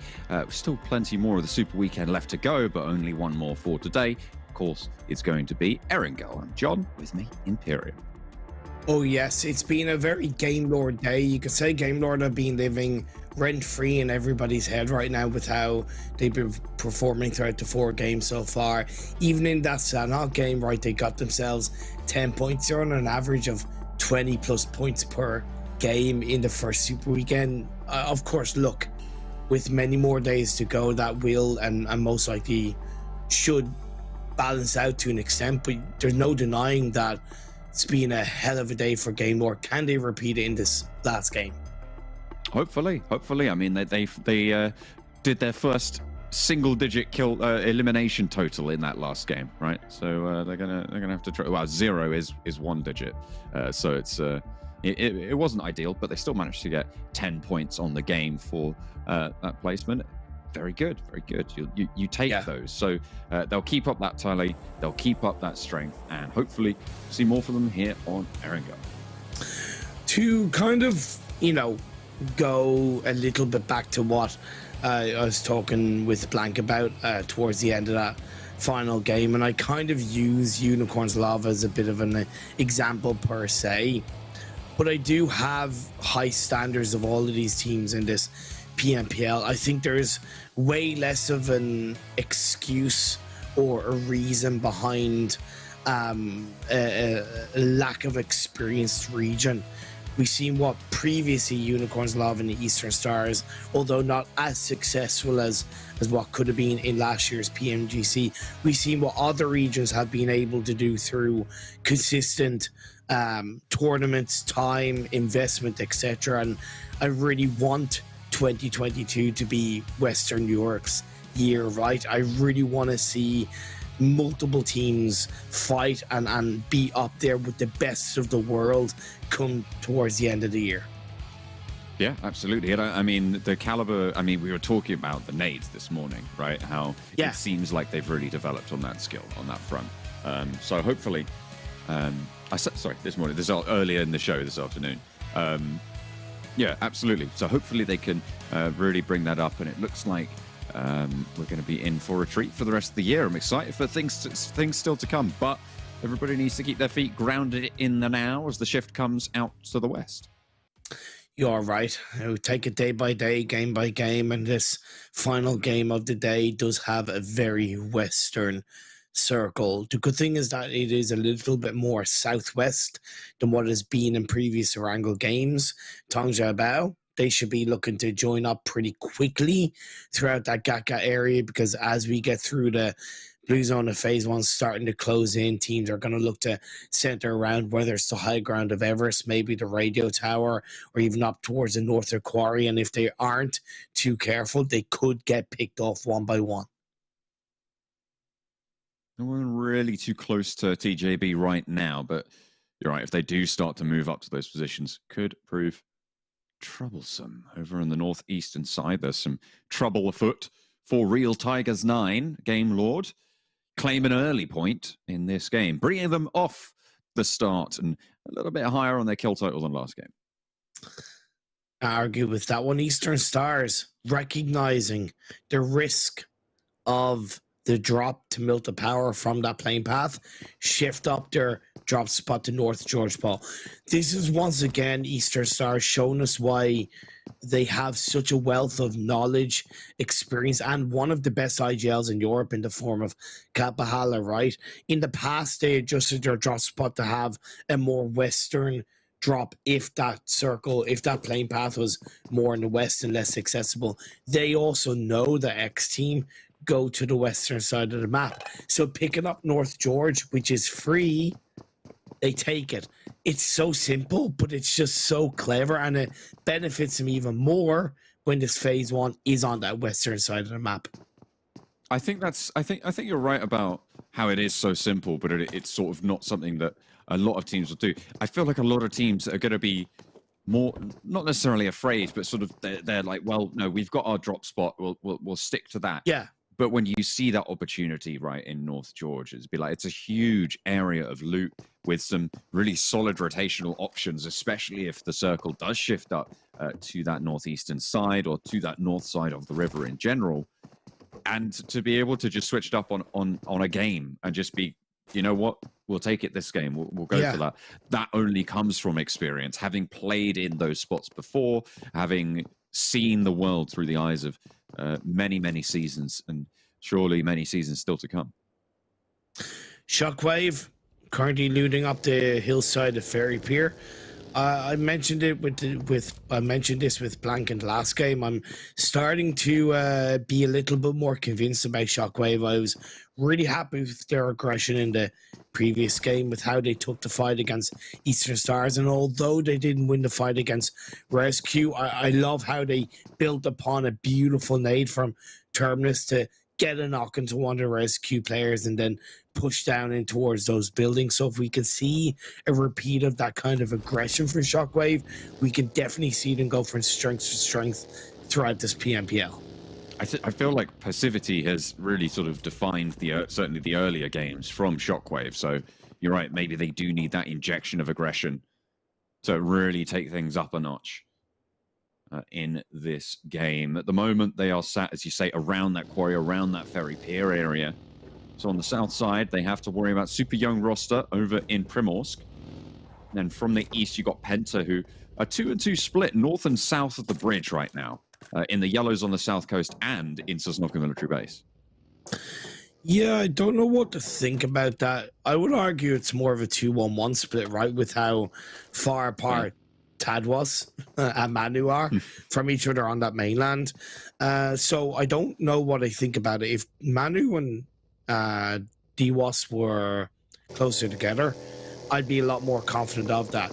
The one thing, and look, PENTA showed it in the previous game, sometimes they're just not aggressive enough, and that's what I fear in this play with the 2-2 split. Unicorns of Love picking up a point against Real Tigers 9. They are just donating those eliminations over, unfortunately. They're just being picked apart at the seams here on the eastern side of the map.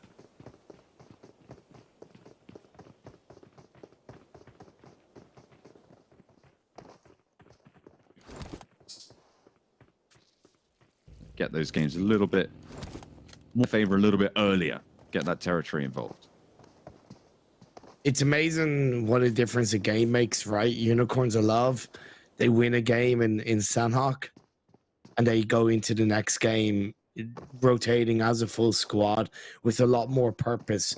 It's that confidence, right? And I, to an extent, underplayed when I didn't recognize they had 10 eliminations leading into the tail end of that previous game. It's quite obvious they'd put in the work, and now they're doing it once again. They have a bit of a task compared to a couple of other teams to make it into the eastern side of this circle, right? So being aggressive and forward as a team in a way that they just did, even though it was only one player of Real Tigers 9, they didn't know that. So the fact that they pushed as a team showed that they are improving and evolving throughout these games. That's what you need to do on such a long series as well. You cannot rely on playing one sort of surprise bulldoze strat, because within 2 days, it's not really in your wheelhouse anymore and your advantage wanes pretty significantly. That's, to be fair, that's if you want to challenge for the top spots, right? Getting, say, 100 points on a super weekend is enough if you get into all three. So if you're able to pull off a couple of cheeky strats, it's likely you're going to get into those finals, but a lot more teams are going to want a lot more glory than just being able to eke their way in with some off-the-wall strats. PENTA starting to bring their full squad across the military island into the mainland. TJB have a 2-2 split between Everest and Otherwise and Clear Vision, taking the fight against 4 Romanian Men. Is Rana's position known here? Is there a vehicle in this set of building? Because if they don't know he's here, it could prove pivotal in this fight to come. Sarah, behind the ridgeline, spots a player pushing him in the vehicle, sprays to the driver's seat, but he's out already. The nade over the top and the burn back from that ridgeline against Sarah's position. Rana does reposition on the outside now, rethinks the strategy as Vindex takes a tumble. Able to land those shots. Look at that off angle down on the south side there. There's really not a lot to do here for Clear Vision. I wasn't convinced with Dewey's position on top of the hill, and I was thinking Sarah should be looking to reposition because I thought he was compromised, but credit where it's due. Great team communication from 4 Romanian Men. And more still to come, hopefully. Another knock and one more in the building for Rana. White managed to get the better end of the stick there. Hamodi wants the flush and will find it, but low HP and 3 players around him to worry about. It's going to be a tall order. Can't quite step up to the mark, and that's the last player for Clear Visions to go down. Rana goes out before Romanian Men alive with 3. I hate the way I give a compliment such as great team communication, and technically it still was, and then they end up losing a player. Rana, there's no need for it. You've got the team fight win with your team. Stay alive, and then with your team, get the final elimination. It's kind of frustrating, but it is what it is. 4 Romanian Men can drive forward with that. We can see also PENTA in the elimination feed, I believe, getting a point on towards the members of Shockwave. That's a good start for them as phase 2 has popped up. It did shift over to the east, so Headshot Hills, a compound of 4 Romanian Men holds on to. That's very much in the center of this phase 2 circle. We've got a bit of a south side slobberknocker going on as well on the bridge.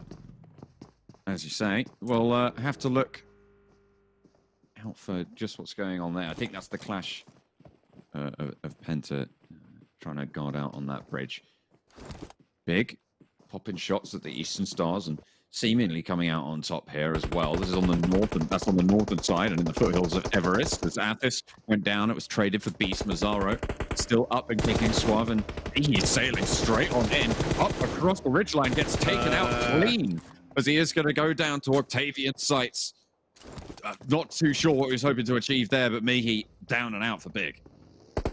It could be one of those things to an extent where outside of Big going a little bit aggressive, weren't expecting Eastern Stars to be there, right? Eastern Stars don't normally drop in North George. They might not have known it was Eastern Stars to begin with, but my point is extra players in around the area maybe might not have been as expected. Well, that nade felt a little bit solid, but didn't quite manage to bubble past the terrain. That one's good though. Athis goes down. Another spray around the side from Suave. Needs to reload and pops it in. It swaps out to the UMP as he's going to go for the push close. Kapahala with the off angle, regrouping. Needs to control this ridge line. Its timing is pivotal. It's crucial. And Big moving on up. Rez is looking to come through, and now it's just Doran left down on the floor, and then looking for that res as well. The nade is there, and out wide, it's a double knock from the nade from Octavian, and it deals with Big handily, swings out for the last, and they all fall down. Octavian saves the day for Eastern Stars. Oh my god. I didn't like the fact that Big went looking for the revive off the back of getting the double knock on towards Eastern Stars and leaving Octavian, the only one player, to really look to be able to do anything. They should have, in my eyes, have disengaged with that. But in the end, Eastern Stars come out on top. And hey, look, this is the trend, right? When we look at Eastern Stars throughout today's games, they've been on the growth. They've been on the consistent run up and towards the standings, bar the last game where they got 0 points. It's been a very good day for Eastern Stars, especially in Erangel, and they're looking to continue. Good stuff indeed.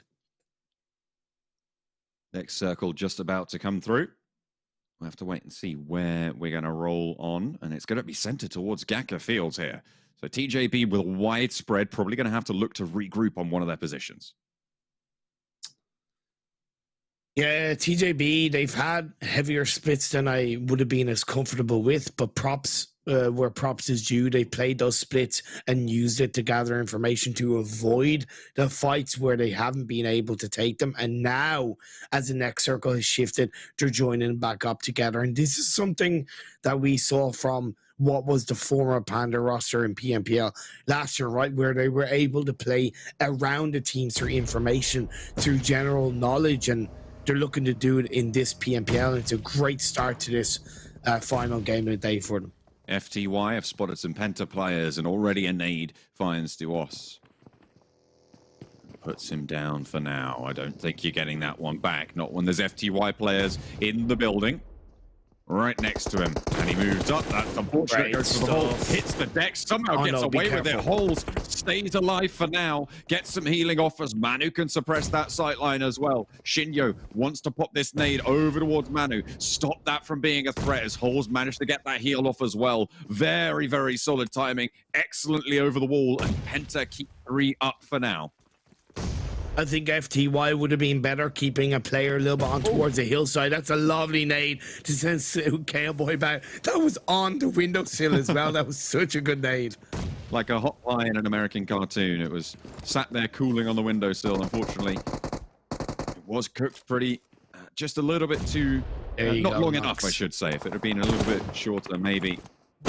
Would have gone off right in his face. Not much to do. Holes still looking to suppress here. FTY wants to push into the building. Turns the corner. Looks for the drop. Hits the deck. How does he get away with this? Holes! You can't keep doing it to him. Hits for another. And the rest of PENTA rally through. One player in the back now. Looking to try and hold out the push. But he can't quite manage as Hermanus flows forward. FTY with 2. But PENTA, they're crumbling. Only one player standing. Standing it's Hermanus on the inside. FTY with 2 on the outside. Zodox wants to lead the charge in. His teammate goes first. Hermanus finds one. No, he doesn't. Nox shuts it down. It looked so good for PENTA, but no, at the last moment, it turns all the way around, and it's disaster. FTY managed the crash. I appreciate the effort from PENTA, mistakes from both sides, but in the end, FTY are able to turn it around pretty swiftly. We move on over to the fight between Game Lord and Unicorns Love on the northeastern edge of the circle. By headshot heals, Narvalo steps out of the vehicle and gets a knock. Finds more than that as well. 2 flushes onto Resnov and Icy. Now Alicia running for those headshot hills. Daddy wants to play guard here, but stops just a little bit short from Akashi. Narvalo is ahead of the curve anyhow. Daddy now, we're in a really sticky spot. Akashi pushes around the side, deals with Daddy, and now it's just Alicia for the Unicorns. Circle on phase 5 has topped up, and we're looking at a chopsticks finish. There's a lot of buildings and a lot of hard cover around chopsticks, but there are a couple of fields that you need to be wary of. TJB, they have a 2-2 split, which is pretty perfect for this kind of circle. SWAT 69 have the very southern edge of chopsticks on board, where you're able to crawl through the tunnels and go from one chopsticks to the other. FTY, off the back of taking out PENTA, will have to move from the south into the edge of the circle. A lot to do on the south side, certainly. With all of those teams there, you've got to wonder how likely it is that someone crashes into SWAT 69's position from this spot. Less likely, but what's more likely is a team crashing in on towards Kaka, where XTEAM have a lockdown. This time it's RESQ Beg for Mercy with a triple nade knock. Oh, not quite. I didn't think he quite got the triple, but there's a player there. That's going to seal the deal. Zaza puts the 3rd in the dirt. Only one player for RESQ left standing, and it's Hyper to fall last. An excellent nade from Beg for Mercy dismantles RESQ as they pretend to want to get into Gatka, but no. I can see through that in a heartbeat. I don't know if RESQ knew XTEAM were there. I can only presume they did. But if you're going to go for a crash in around Gaka, you can't cover it to just one building, because that's exactly the punishment you're going to face. 1 nade, even 2 nades, even 3 nades, you're going to have 2 to 3 players knocked. They all took 1 at the hands of Beg for Mercy for XTEAM to open that door and take RESQ out of there. So a poor crash from RESQ as FTY have made it into the southern edge of the circle. A nice little strikeout, a foray into proceedings, but still a little bit more northerly to go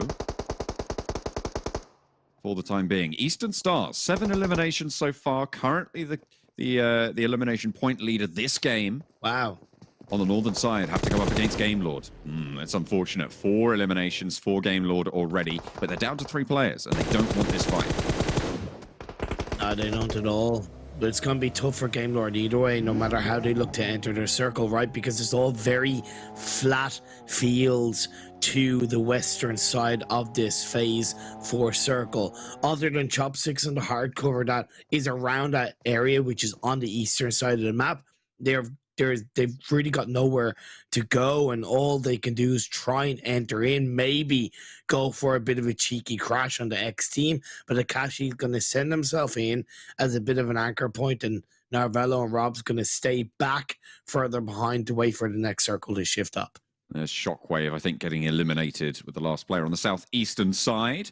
going down. 90 points today for Game Lord. Honestly insane. It's ridiculous. You just don't know how you do it. You think, 100 points on a super weekend is a good result. How about 100 points on one day of a super weekend? I think they're pretty close to achieving that already. They need 10 points, right, to make that happen, to get 100 point a day. Yeah. It's getting pretty close. I think, what is this? There's 10 teams remaining as we start to climb up. I think it's, is it 6th place that you need to get to for 6 points, or is it 7th? It's 6th, I believe. I think that's it. And here's the thing, like, they could be on target, and I'll have to do some research coming into tomorrow. They could be on target to get the highest points scored by a team ever in a super weekend week, right? With how good they're performing. But it could just be the one-day hot shots, right? We've seen it before where teams pop off on a single day and then sort of fade back to their average a little bit later on. And if they're getting picked off like this, it's not looking super strong. Navarro is going to fall as well. One player standing for Game Lord, and they might fall short of that triple-digit day. They might. We'll have to wait and see. Akashi, he's the last player standing. We've seen what not Terminus, but we've seen what one of the players have been able to do for Game Lord as a last player standing. We've seen what Victor's been able to do. Now see what Akashi can pull off. FTY are being gifted the circle as it shifts down south. Chopsticks is still in play. Still going for SWAT 69, right? They'll be happy about that. TJB going to have to push down south. Super young roster on the southwestern side, close to Real Tiger 9, but there's only Hardman standing for them. And under pressure, not going to be easy. Game Lord eliminated, 10th place, so they are sub 100 on the day. Disappointing? Probably not. You're still over 90, and that's a pretty good turnout. Even I can't be disappointed with that, to be fair. And down goes Real Tigers 9. They've been a team that unfortunately started strong, but very quickly shifted down the rankings downhill from game 2 onwards. TJB, do they go through Chopsticks? I think that's their only port of call, to push down to take the fight against SWAT 69. Eastern Stars crashing up on Alicio, player for Unicorns of Love, last standing for the squad. One elimination so far in the game, and the Eastern Stars have many, many more. First knock is good, but the res is possible. In the meantime, the rest of the Eastern Stars are making sure that Alicio can't escape, can't get away from this one, has to fall away. Moving away from that bombardment, from those nades. Doran getting picked back up. This is discipline from the Eastern Stars. It'd be easy to just try and pour through those windows, but getting all 4 back alive, it's much more worth it. Because 1, they don't know how many players are actually in that building, and 2, they don't know the potential of third party from teams around them, right? So indeed, it's very disciplined. Getting the revive off. It's going to be full squad. Octavian, oh my God, through the window. Alicio's so low, a sliver of HP, and there's fire right in front of him. There's no way you're getting out of that. And is that Molotov going to spread even further? Is that going to burn him up in the corner? Only time will tell. I don't think he's ticking just yet, but they know exactly where this guy is now, and the nades will start to pour on through. But Alicio's still slipping through the net in the center of this circle. It's a super important compound as it shifts that way, but he's holding on for dear life. Out through the windows, going to try and bobble a nade. That Molotov is going to start to burn him, and Alicio, forced to action, is going to go down here. I don't see a way that he could survive. Is he popping the heal? Is he sticking it? How is this guy still going? It's absolutely insane. Athis doesn't get the Molotov through the window either.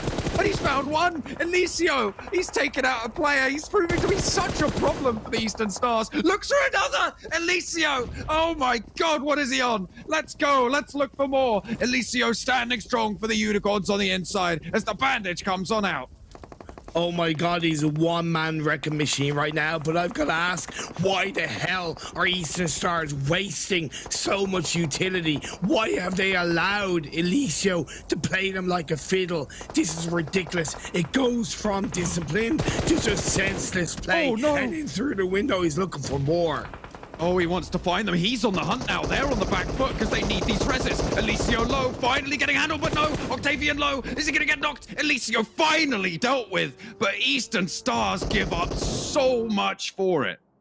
They wasted so much, and now they're being crowded around. You got TJB, you got XTEAM, you got SWAT69, FTY, and Super Young roster all looking to breach in. Everybody moving forwards. The nades already pouring in. An X-Team lose a player on the outside should slow their forwards forefront. But Beg for Mercy taking damage across the way. And nade out puts him back and will knock him behind the buggy. A little bit safe and the smoke cover's there. Doran burning down, but the first aid still ticking away. Will not fall just yet. Eastern Stars, 3 players. X-Team rebuff for now. The good thing for Eastern Stars is they have the hard cover of the buildings, and as teams like XTEAM look to push in, even TJB, they're going to third party each other. Kappa nails the shot across the way, across the open field. Is able to get that flush, and Super Young roster with 4 looking to cross. That's the only team I really can see here. Well, Super Young roster and SWAT69, they're both going to be challenging out Eastern Stars here. TJB down to solo. Indeed, SWAT69 still 3 players tall, but Super Young roster on the western side. They have to push in. The circle shifted up north. Eastern Stars are now on the southern edge. Calm before the storm. Everybody going to be pushed. 30 seconds until the zone shrinks, Imperium. And everybody's going to know about it. SWAT69 with it at their back on the southeast. Super Young roster take a knock there. Tam Tam goes down to TJB. One game that I wasn't casting today was taken away by Eastern Stars. I certainly wouldn't say no to another Romanian chicken dinner. Bini Ba, my friends, but can you lock it down and knock on the SWAT69? Phoenix definitely is a good start. The one knock looks for more and finds a lot of damage over the way. Does he know that there's another player? Nemo healing up there is available, but no, boom goes the dynamite. The vehicle explodes and takes Nemo with it. Now 1 player standing for SWAT69, and Eastern Stars, they fought for it hard against Alicio, and this building is proving to be their sanctuary. No one able to assault the Bastion in the middle of this circle. 13 eliminations. Is it going to be unlucky 13, or will they be able to rack up more and claim this chicken dinner? They've done a hell of a lot of work. Made a couple of mistakes along the way, as you alluded to. Alicio was running rings around them, but now we're at the final stages. XTEAM, 2 players have crawled their way into the northwestern edge of the circle. The last player, Tong Bao, is there. SWAT69 eliminated. 2 teams now looking to push in onto this position. At the moment, XTEAM are in this next zone. Tong Bao want to bide the time. Stay hidden. Stay absolutely silent, as quiet as a mouse. Don't want to go down into... Get rid of the backpacks. Get rid of anything that will stop yourself from getting even noticed by a pixel out of place. Made over the top from Zombie. Maybe spotted out. No one checking those sight lines just yet. That little bit. The circle does shift, and it looks like it's going to go out of the building. So now, actually, the impetus is on Eastern Stars to move. They only have 3 opponents in play, but do they think it's 1 team or 2 teams? They have to presume that it's just 1 team that's left. They can't think that it's 2 other teams around them. Either way, it's not going to be easy. Have they used all the smokes? Have they used all their utility, right? They wasted so much against Alicio, and it could be the reason why they don't grab this chicken dinner.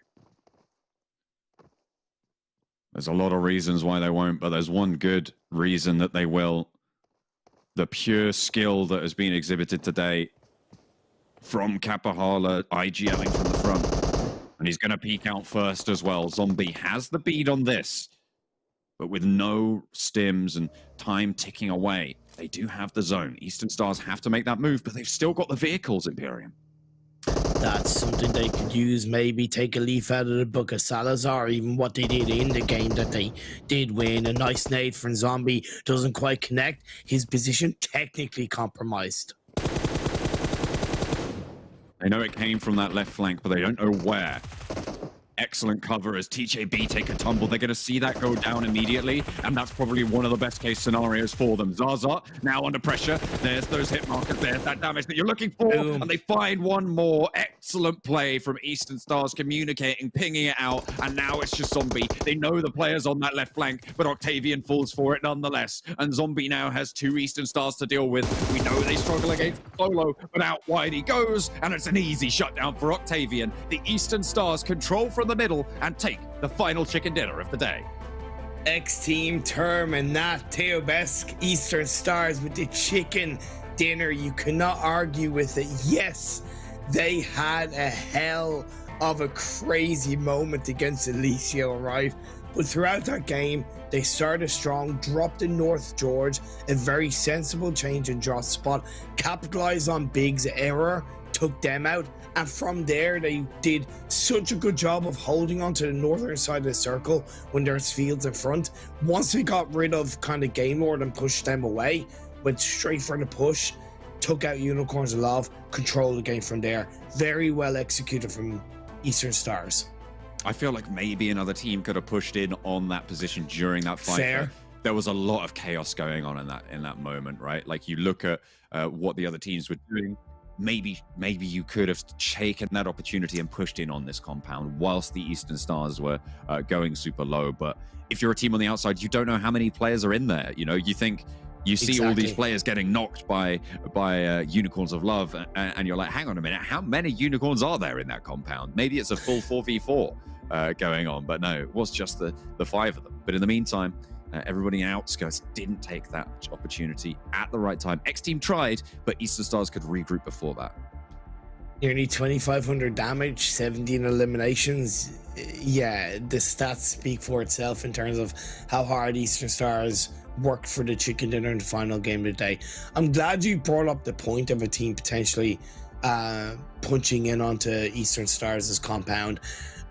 The only team that could have comfortably done it was SWAT 69, but they chose to stay passive on the chopsticks, right? And that's something that, although I understand, because you're in that low ground cover, you have the kind of chopsticks, they've gotten rid of a few of the Tonga Bao players, but you got to take the chance, right? And yes, technically you might think that it's more than one Unicorns Love player, but it doesn't matter if the opportunity is there to go for a third party, especially in the early stage of the Super Weekend. Honestly, you got to go for it. So I would like to see that aggression come through opportunistic play for SWAT 69 in the future. Yeah, for sure. I mean, certainly a lot to learn from that game. Very, very tricky, I would say. In general, Ganka Field's finishes are quite tricky, but when it centers up on a compound like that, it's even harder because you have a team like Eastern Stars just sat in the middle. Look at that, the arms folded, sat confident there. Octavian from Eastern Stars doing so much work. Most elims, highest damage, most nade elims as well around the side. So great stuff with 6 elims coming through. So I know the difference between Octavian this year and Octavian last year. It's the facial hair. He's got a beard now. Clearly, that is the source of all his power and the reason why he's performing so well. Must be. Maybe I should grow a beard one day when I can actually grow facial hair. Maybe I'll grow. I'll grow in power. I'll be unstoppable. But at the moment, the only unstoppable force is Eastern Stars in this lobby. We're going to head to a break. We'll come back to the analyst desk.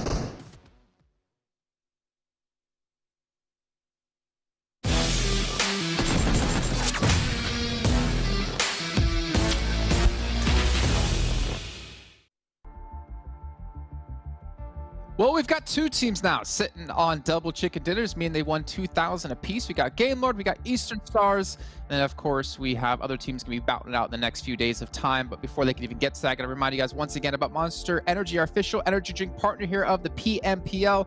And I could probably bet you Eastern Stars and Game Lord both chugged one each per player to get those chicken dinners done on their side. And well, they got even more money to buy some more for themselves. And you know who also has money to buy some stuff for themselves? Well, it is Kalaris. And Max Man. Sorry, I had a delay there. No, hey guys, how you doing, man? This was a good little finish there, actually. We had a pretty cool end with Eastern Stars. I think beyond the finish of the map, it was a great bounce back from league play and a super weekend overall. I mean, every team was saying Eastern Stars is a team to watch, and we knew from the past that they could be, but we didn't see it. But at least today, they're able to really step up here, Max, and really show what they've got. And actually going through these games today, I feel like the Edge playstyle suited them really well because there was a little bit of that fail, in quotes you could potentially say, of that first game where there was so many teams crashing on that one compound and they couldn't really capitalize on a strong position. This game this time around, teams crashed them one by one, which is technically a mistake from the other teams around them, but they showed that they can hold down the fort and get the chicken dinner off the back of that. So that first game, because of how they played this game in particular, I'm going to forget about the first game, and this is the Eastern Stars we expected to see at the start. Okay. Well, yeah. I mean, I remember we mentioned earlier on today about teams crashing all at the same time and it not working out for the team defending. But let's see the match standings, actually. Let's get an idea of the points the teams have been able to get as Floof makes her daily entrance here onto the show. It actually is the Floof PMPL. We've had to actually change that. She's now sponsoring the show with her cuteness. But here we go. Eastern Stars, 32 points, 17 eliminations. That's honestly a massive game for them, James, but also I think a really good bounce back and the mentality of the team. Like, yeah, we had a bad first 2 days, but this is where we're really going to play. No, definitely. And this is why we said it at the very beginning of the day, right? You know, we understood, looking at their numbers, this isn't the Eastern Stars that we're really used to. I mean, to be fair, in some of the leagues in 2021, they did have those roller coaster moments where they'd come out and shine one day and then they'd dip the next day. So hopefully, once again, that those kinds of things don't start occurring. Maybe this is just, you know, the beginning of this high that we're seeing from them. But yeah, if it wasn't for the way Game Lord has played out today, we would be, you know, shooting for the stars for Eastern Stars. We would be touting their praises to no end. But two teams have really stood out today, including Eastern Stars. I mean, when you look back to the last season, I have the impression Eastern Stars was one of those few teams that would really use the league players like a training period. Like, they would use subs, right, during those league plays. So I think that maybe this is something similar where they're actually trying strats, but when they actually get into the Super Weekend itself, that's when they actually going to try and get the big result. But Super Young roster, finally going to get himself a good result to end off the day. 16 points. They're going to be maybe not on the first page, but at least a little bit closer, which is great to see. So there's still a little bit of life left in Super Young roster here. I would have been a little bit worried for them having 5 back-to-back really rough games. But yeah, definitely Max able to at least show up here in the final match of the day. Big seeing their worst result here at 16th place. But again, over on the day, they've been fantastic. Claris, what's up? Yeah, a little unfortunate for them. Because they've had a decent day, I think is fair to say. You know, you're watching kind of big situations and how they're playing things out. Not quite getting themselves victories, but still getting themselves quite a few eliminations here and there. They failed the timer. They won't be able to ride their war bear into battle just yet. Yeah, it's unfortunate they haven't cleared that final chest. Maybe to stack it up on top of each other, be a little bit better here for that final big boss they have to deal with. But also other teams that need to deal with these bosses is Clear Vision, RESQ, Shockwave. I think we've seen Shockwave in the front page one time, but PENTA, we're seeing some consistent teams down towards the bottom here, Max. I'm mainly focused on Shockwave and RESQ, right? These were the two teams that stepped up big time in the first 2 days. I mean, especially the first day of league play for RESQ, but Shockwave in particular was one of the teams like, okay, they having some good results and some decent consistency. How can they perform this weekend? Unfortunately, it's not been anywhere near what we saw in those first 2 days of play. So Shockwave, RESQ, back to the drawing board we go, and I want to see a different approach to the game in day 2, day 3 of the Super Weekend. It can be hard to have a day-on-day adaptation, but they can make it happen. Oh, okay. She's awake. Oh, now. he's a backup. Okay, never mind. All right, we're good. Yeah, definitely. You're right, Max. She was just taking a little nap here. I mean, She's allowed to. She's cute. But what about something we looked at, I think after the first day, at the end of the first day, we looked at like our top 5 teams when it came to eliminations and where they stood in terms of the standings. I'm actually curious, like, as Eastern Stars pass Game Lord when it's come to elims, or is Game Lord still ranking first? But even beyond those two, who are the other 3 teams to come through? I would imagine Big should be in there. We'll take a look. It's actually going to be, well, that's the first 3. But FTY and Giants actually coming in 4th and 5th respectively. Yeah, FTY comes out as the really big outlier, I would clearly have to say, James, right? This is a team that we did not expect, seeing how they performed in the league play, to get 19 elimination, which is really good for only 5 games played. That's a very impressive stat to get. So hopefully they can back it up in day 2, day 3 to try and climb their way up in the rankings. Yeah, no, the damage is telling as well, right? 4,200 coming in from FTY. That's on par with the likes of what Big's able to put up, as well as surpassing Giants here. It's going to be difficult to catch up to Game Lord and Eastern Stars, given what they were able to put out today. So as much as, we speak the praises of Game Lord and Eastern Stars, impressive by FTY, I want to say, to hang with the big boys. I even want to give a shout out to Giants too. Just, I mean, I know we've known them as a team for such a long time over the course of the last, 1 to 2 years. But I feel like they've been able to really shine with the addition of Salazar. I know they're still trying to feel each other out. They're still trying to learn quite a bit. I talked to Pocus and he was saying they're still making a lot of mistakes and they want to obviously get rid of as many as possible going forward. But I feel like they can still be happy overall with how they've been doing with the addition of him to the team. Yeah, when you look back at last season, Giants is a team where you would really clearly see those changes happen on a week-per-week basis, and I think that we've already somewhat seen that on these first few days of play. So this is a team that the more time you give them, they're going to get better as time goes on. So I'm hoping to see, like, back to that game where they did not get that chicken dinner, they can work on it, fix those little issues, and hopefully get themselves some chicken dinners this Super Weekend. Real quick, James, before we head to overalls, can you just whisper eliminate to Floof? I want to see if she licks her face again. Okay, Floof. Elimination. Oh, just a little. She'll do it when she wants to do it. She's not gonna do it when she's on camera. Let's take a look at overalls really quickly, get an idea who's currently sitting in first place at the end of our first day of play, and it will be Game Lord at 91 points. That's ridiculous. That is crazy stuff. And again, you compare it to where Eastern Stars is at, and any other time would have been like, oh my days, Eastern Stars, you have rallied back. But the defending champions are showing why they're the defending champions here. And I think if Game Lord keeps putting up performances like this, I don't see anyone else taking that title off them just yet here. Yeah, it's not going to be too easy to really contest against them, but I am happy to see TJB actually contesting in that top 5 position. It is mostly off the back of that heal off that we did see on Sanhok, which is not a very consistent strategy. Like, I don't think it's something you're going to hope to make it really, really far with that strategy. But in this case, it worked out. They got 50 points, plus also making it, I think it was top 3 that last game also they got in placement. So these 2 last games were very important for TJB to push himself in this top 5. So without those 2 games in particular, it could have been a completely different ball game for TJB. So I want to see hopefully a little bit more consistency from them, because that's not really what I saw from them today. Impressive stuff for Big. I believe I was talking to Mihi in my little interview I did over on my Instagram at JCalp with the 1 instead of L. He was saying they're aiming for 150 points at the end of the Super Weekend, so 50 points a day, and they've hit their quota in their eyes. And honestly, I don't think that's a bad quota to hit either. I mean, 50 points is still not necessarily easy to do with the caliber of teams we do have, but then to almost be doubled by Game Lord just kind of shows that's damn.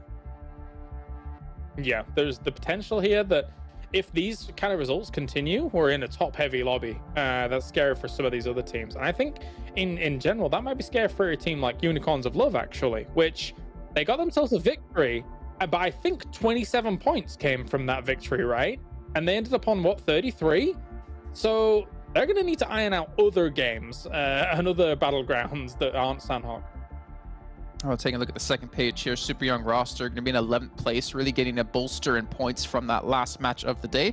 But then again, Real Tigers 9 UK also only had about one good match as well, if I'm not mistaken, fairly early on the day, Max.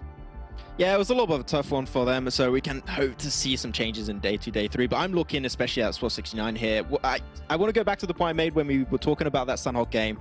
This is a team that's shown that they can take some fights from time to time, but there's a lot of things that need to be ironed out, especially in what opportunities are available for them in games. I think back to that Sanhok, there was a clear option for them to be in the most controlling position of the entire match and be where Unicorns of Love ended up being to secure the chicken dinner. I want to see SWAT69 just open their eyes a little bit more, open their third eye and see those options, because right now they're just walking in blind apparently in the battlegrounds. Okay. Okay. I was curious where you're going with there, but I'll accept it. James, was that acceptable to you? It was acceptable. Yeah. Okay. Okay. Floof, was that acceptable? Nothing. Nothing. She's not happy. Stone She's cold. not pleased, Max. You got to step up your game next time. Even if Floof's giving you slack on the desk. But either way, gentlemen, like it's been really cool to see how things developed here in day one. Obviously, our eyes and our third eye are going to turn towards what's coming up tomorrow here for the other 5 matches we have here in the Super Weekend. But more importantly, realistically, Max and Claris, do you think Game Lord can keep this pace up? Do you think Eastern Stars can keep this pace up over the next 2 days?